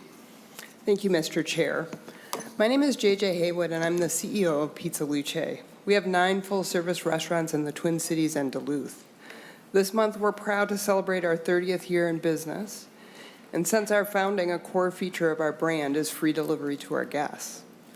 Implementing the 75-cent delivery fee would break this aspect of our business, and we would lose a key differentiator, free delivery, vis-a-vis our biggest competitors, which are the mobile app delivery companies. If passed, the 75-cent delivery fee will have a much larger impact on restaurants than you probably intend. This fee is regressive, impacting our guests and delivery employees. For example, this fee does not flex with order value. While 75 cents may not seem like a lot, it is significant. Last week, 42% of our deliveries were for $25 or less. The 75-cent fee would add an additional 3% of the purchase price in taxes on each one of these orders. We have many guests who are unable to leave their home due to disability. They order multiple times per week as we provide free delivery of inexpensive, healthy food options. This fee will add up for those guests. How fair is it that a delivery of a $3,000 bike or couch or washing machine in a 10-ton box truck pays the same fee as an $11 hoagie sandwich delivered in a 3,000-pound compact car? Guests will be confused about these fees, and drivers' tips will be jeopardized when guests assume the fee pays for the delivery service. Please consider the wider impact of this bill, especially with the other business mandates the legislature is currently considering. We can only handle so much as we rebuild from COVID. Thank you for your time. Thank you so much. Questions, members? Thank you. All right, Mr. Benowitz. Thank you, Mr. Chair. Good afternoon, members. My name is David Benowitz, and I am the president and co-owner of Craft & Crew Hospitality, which owns and operates 6 restaurants across the Twin Cities, some of which you may know, like Duke's on 7 in Minnetonka and The How in Minneapolis. Today, I'm here to testify with concerns and opposition to placing a 75-cent fee on each and every delivery order. During the pandemic, to survive, restaurants had to be creative and nimble. We shifted our model to be more inclusive of delivery, and now across our locations at Craft & Crew, we do nearly 20% of our total business in food delivery. We support customers across the metro area with food deliveries each and every day. In order to fulfill that demand, we partner with third-party delivery services as we do not have the capacity at this time to handle in-house delivery. As we read this bill, it is not clear if Craft & Crew is considered the retailer or if the third-party delivery service is considered the retailer, and which party is responsible for collecting and remitting the fee. If we are responsible for collecting, remitting, and tracking the fee, will there be any financial or administrative help to put this costly new point-of-sale component in place? Finally, I'd like to ask you if you've considered the impact that this will have on every customer, but also on every business. To survive the pandemic, on average, restaurants took out around $550,000 of debt. As we rebuild and recover, we must look at the entirety of the challenges we face. Economic uncertainty, employer mandates, increased sales taxes, these all will impact the cost to do business and the cost to our guests. Respectfully, I ask you to reconsider including the 75-cent delivery fee, which will jeopardize the progress we have made from the difficult days we've experienced during the pandemic. Thank you very much. Thank you so much. Appreciate your testimony. Ms. Sims. Thank you, Mr. Chair. My name is Jill Sims, and I am the Director of Government Relations at Hospitality Minnesota. We represent Minnesota's restaurants and food service, lodging and resort, and campground sectors. I greatly appreciate the work that the committee has done to put together your transportation budget, but unfortunately the provisions in the bill pertaining to the retail delivery fee will bear a significant burden on customers, employees, and businesses in the hospitality industry. As many Minnesotans rely on food delivery from their favorite local restaurants on their celebratory days, their busy days, their challenging days, and every day in between, this bill does not account for the regressive impact that this fee will have on working Minnesotans. How is it equitable that a $15 meal delivery is held to the same delivery fee as a $1,500 item? Food orders are generally much more frequent than, say, a larger ticket item for delivery. Also, how are we accounting for those food deliveries to those with accessibility needs, the working parent, or someone sick for an extended period of time? This fee establishes a penalty on individuals and families who seek a meal for delivery for whatever the reason. Additionally, we are concerned with the implementation challenges, which we've outlined and submitted questions. Most importantly, as David mentioned, how will this interact with third-party orders? There are complexities to implementing this policy, and they have not been addressed. Some other questions that come to mind are business orders for supplies excluded. How about wholesale deliveries? How do event catering orders interact? Has there been any consideration given for offsetting the cost to implement necessary changes to point-of-sale systems? The language of the bill poses more questions than answers at this time.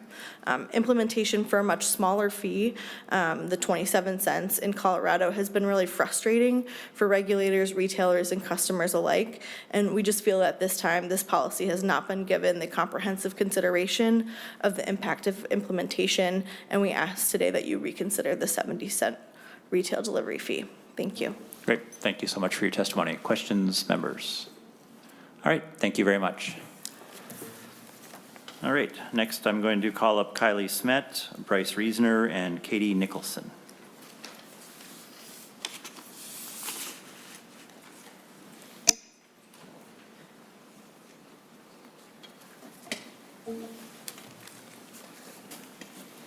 Welcome to the committee.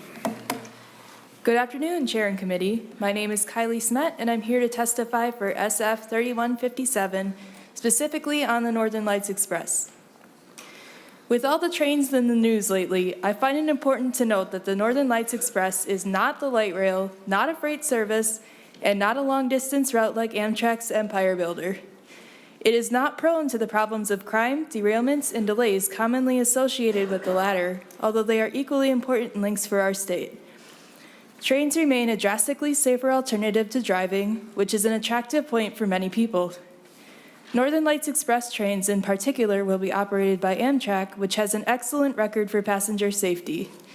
The kinds of delays picked up by the Empire Builder, Amtrak's other Minnesota service, will not be an issue here. The NLX won't be traveling through half the country to get to Duluth. In addition, the NLX is not a lark. It's a real service that will continue to sustain itself. Only 1 out of every 5,000 car trips along the corridor need to be replaced by the train for ridership goals to be met. One portion of ridership is undoubtedly going to come from the growing wave of climate transplants to MN that has been reported on. These pioneers are choosing to resettle in Duluth. They believe it is the best place to be in a world increasingly plagued with wildfires and flooding. These environmentally conscious people are but one group that will be taking advantage of this rail system as Minnesota continues to grow. The numerous benefits granted by the NLX to students and veterans have also been widely discussed. Let's represent Minnesota's development on the national stage. Let's let everyone know that we are a state concerned with improving ourselves and accommodating the needs of veterans, transplants, visitors, and lifelong citizens. Let's build the Northern Lights Express. Thank you so much. Questions, members? All right. Thank you for your testimony. All right, Mr. Reasoner. Thank you, Chair and members of the committee. My family actually took a trip up to Duluth a few years ago, and it was one of the most miserable experiences of my life. 2.5 hours in a cramped car, every turn throwing our luggage around, turning it into a little blizzard. But we did, as many Minnesotans do every day, go to Duluth because Duluth is gorgeous. Imagine how many people would go if they didn't have to endure the 2.5 hours of asphalt roads only punctuated by the green signs pointing to gas stations so they can refuel. Instead, Minnesotans could go by train. The Northern Lights Express would be a radical development that would unite Minnesotans across the entire state. By not having to drive, people would be much more willing to go because they don't have to be stressed out about a collision for 2.5 hours. With ample legroom, they can sit back and read or watch a movie or whatever they like. And why wouldn't people take it? I used to have a 2008 Nissan Pilot, and at $3 a gallon, it would have cost me $30 to get up there, which, hey, just happens to be the price of a ticket. So before I finish, I need you all to genuinely look within yourselves and ask, what would you rather do? Drive for 2.5 hours or anything you'd like? Thank you. Thank you. Questions, members? All right. Thank you so much. And please introduce yourself for the record and proceed with your testimony. Thank you. Hi, I'm Katie Nicholson. Thank you, chairs and members of the committee. I'm here to talk about SF 3157. Particularly, I'm going to be talking about local transportation. So to say we're at a crossroads in our transit system is an understatement. The pandemic has shifted our transportation needs and wants, but we're still grappling with an operator shortage and issues maintaining safety. While we aren't at pre-pandemic levels of ridership, bus rapid transit and light rail transit have been helping our system recover to these levels, but we won't be there until we start improving the entire bus system, solve the operator shortage, and start running more trips as a whole. In my neighborhood of Highland Park, the 46 bus currently isn't serving Highland like it did until recently, and at this point, it's struggling to even serve the 46th and 50th Street corridors with less frequent trips during the night and no current weekend service. The loss of the 46 bus in Highland wouldn't sting nearly as much if not for the fact that the 87 bus, which serves much of the same area, wasn't running hourly trips off peak. The current Band-Aid solution has been to send people on the A line, which does not work for every trip, and now causes people to possibly have to take a circuitous and or lengthy routes. Increasing the budget and ridership is going to have positive impacts on safety with more eyes in transit vehicles as well as an increase of safety personnel. We have vulnerable communities who rely on safe, frequent transit and may have trouble feeling safe elsewhere in this world, possibly due to their financial situation, skin color, or gender, and we need this to be a safe place for those individuals. This is why I'm in support of SF 3157, and we need more funding for our transit system as soon as we can get it. Thank you. Thank you very much. Questions, members? All right, thank you for your testimony. All right, and I think the last two who have signed up beforehand are Jesse Cook and Darwin Schaefer-Lane.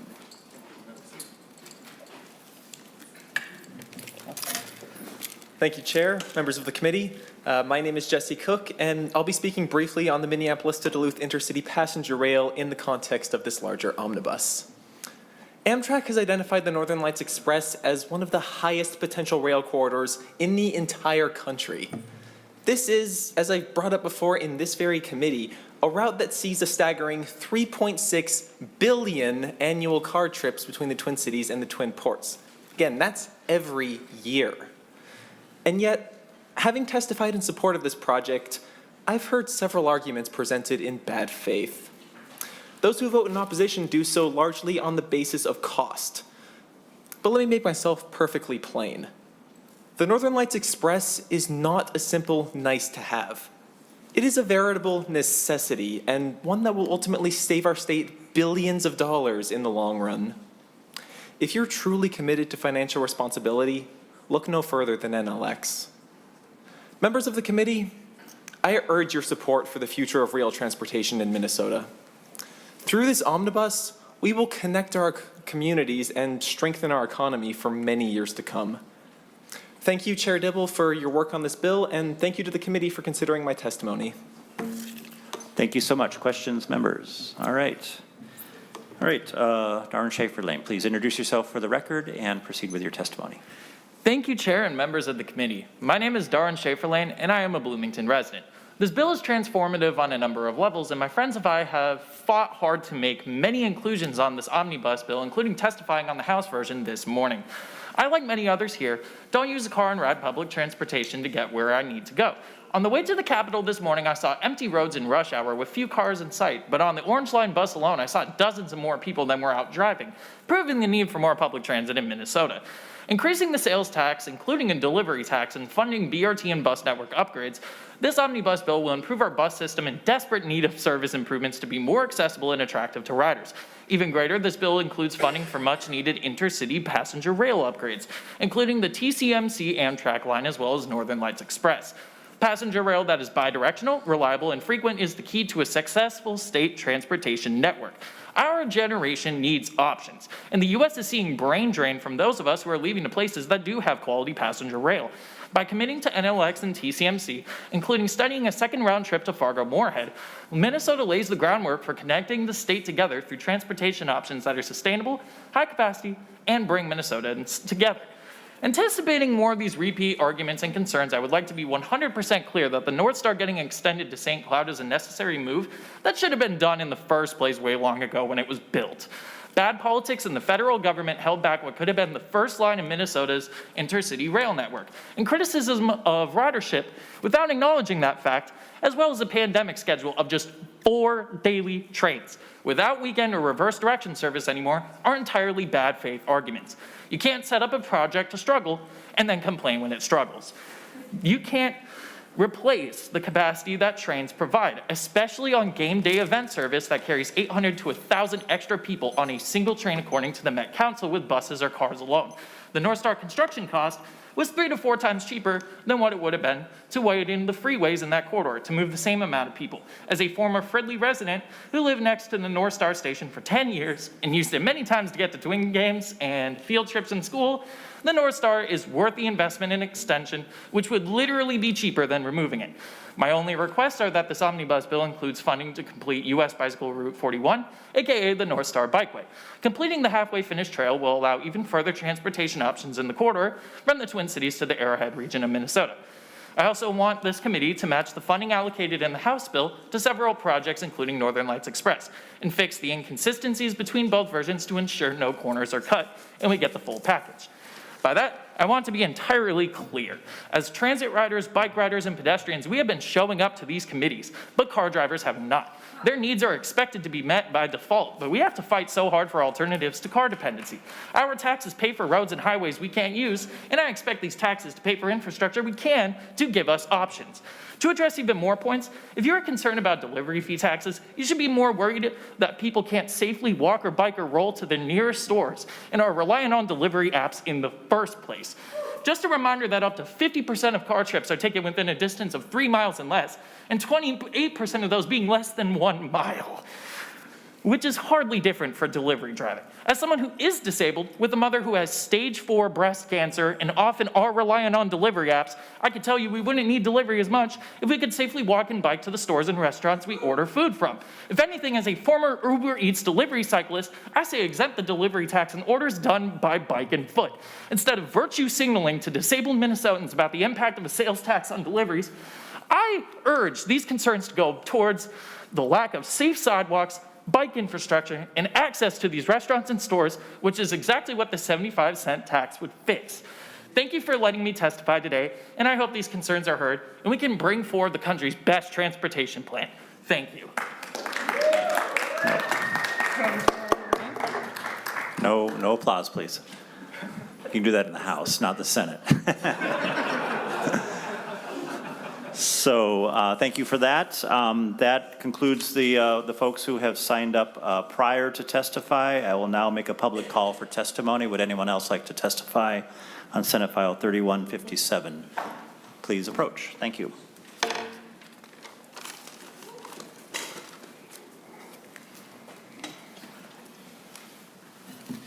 Well, welcome to the committee. Good afternoon, Mr. Chair and members.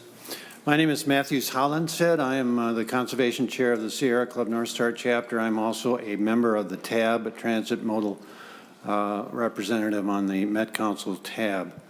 I would like to express my agreement and concurrence with remarks by my fellow TAB members, Brian Martinson and Amity Foster earlier, to remove and replace the language that talks about highway purposes for a fraction of the sales tax with new language that limits the use of the entire sales tax or directs the use of the entire sales tax to transit, walking, biking, and other transportation alternatives. I would also like to agree with the comment by TAB member Martinson to eliminate the reference to uses that can be determined by the council, the Met Council as a whole, for the sales tax. I think that opens the door to a redirection of that money, which should be dedicated to the uses I just expressed. And finally, I want to express my personal support for the Northern Lights Express. My wife and I love to go to Duluth. It is a gorgeous setting and a wonderful mix of grit and scenery. And we would love to go there several times a year, but we don't want to drive. So I want to express my support for that.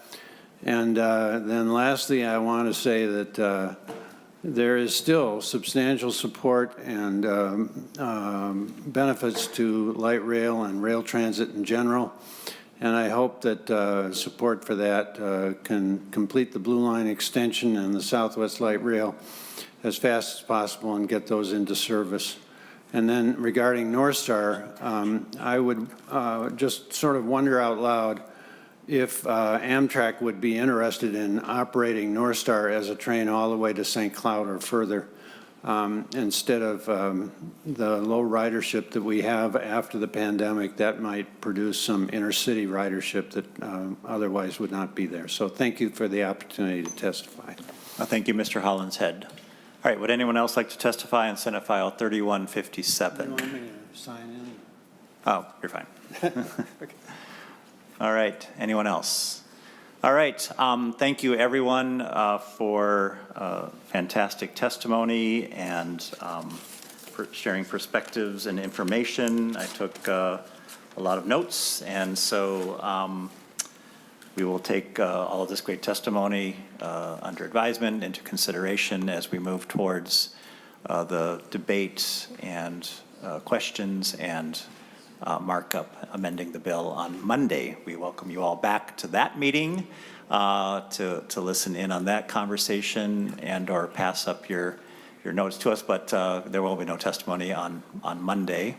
Like I said, please submit your comments in writing if you so desire. You can email them to our committee staff. We will post those if you would like us to on the committee website, but it also helps us. I took as many notes as I could, but it helps to have all of your perspectives in writing as we move to refine the proposal before we move it out of committee. And we have changed the time. Apologies for the late notice. We're going to move up an hour to 2 o'clock rather than our normal 3 o'clock. And what room will we be in, Ms. Ethier? We'll be in this room, room 1150, 2 o'clock on Monday. So anything further, Senator Jasinski? Thank you, Mr. Chair, and thank you for all the testifiers. I do appreciate all the input. And thank you to you, Mr. Chair, for allowing the minority to be involved in crafting this bill and the bills we've been heard in committee. I will continue to thank you because we do really appreciate working together on trying to get a bill that helps Minnesota. So thank you again. Great. Thank you. With that, committee, we are adjourned.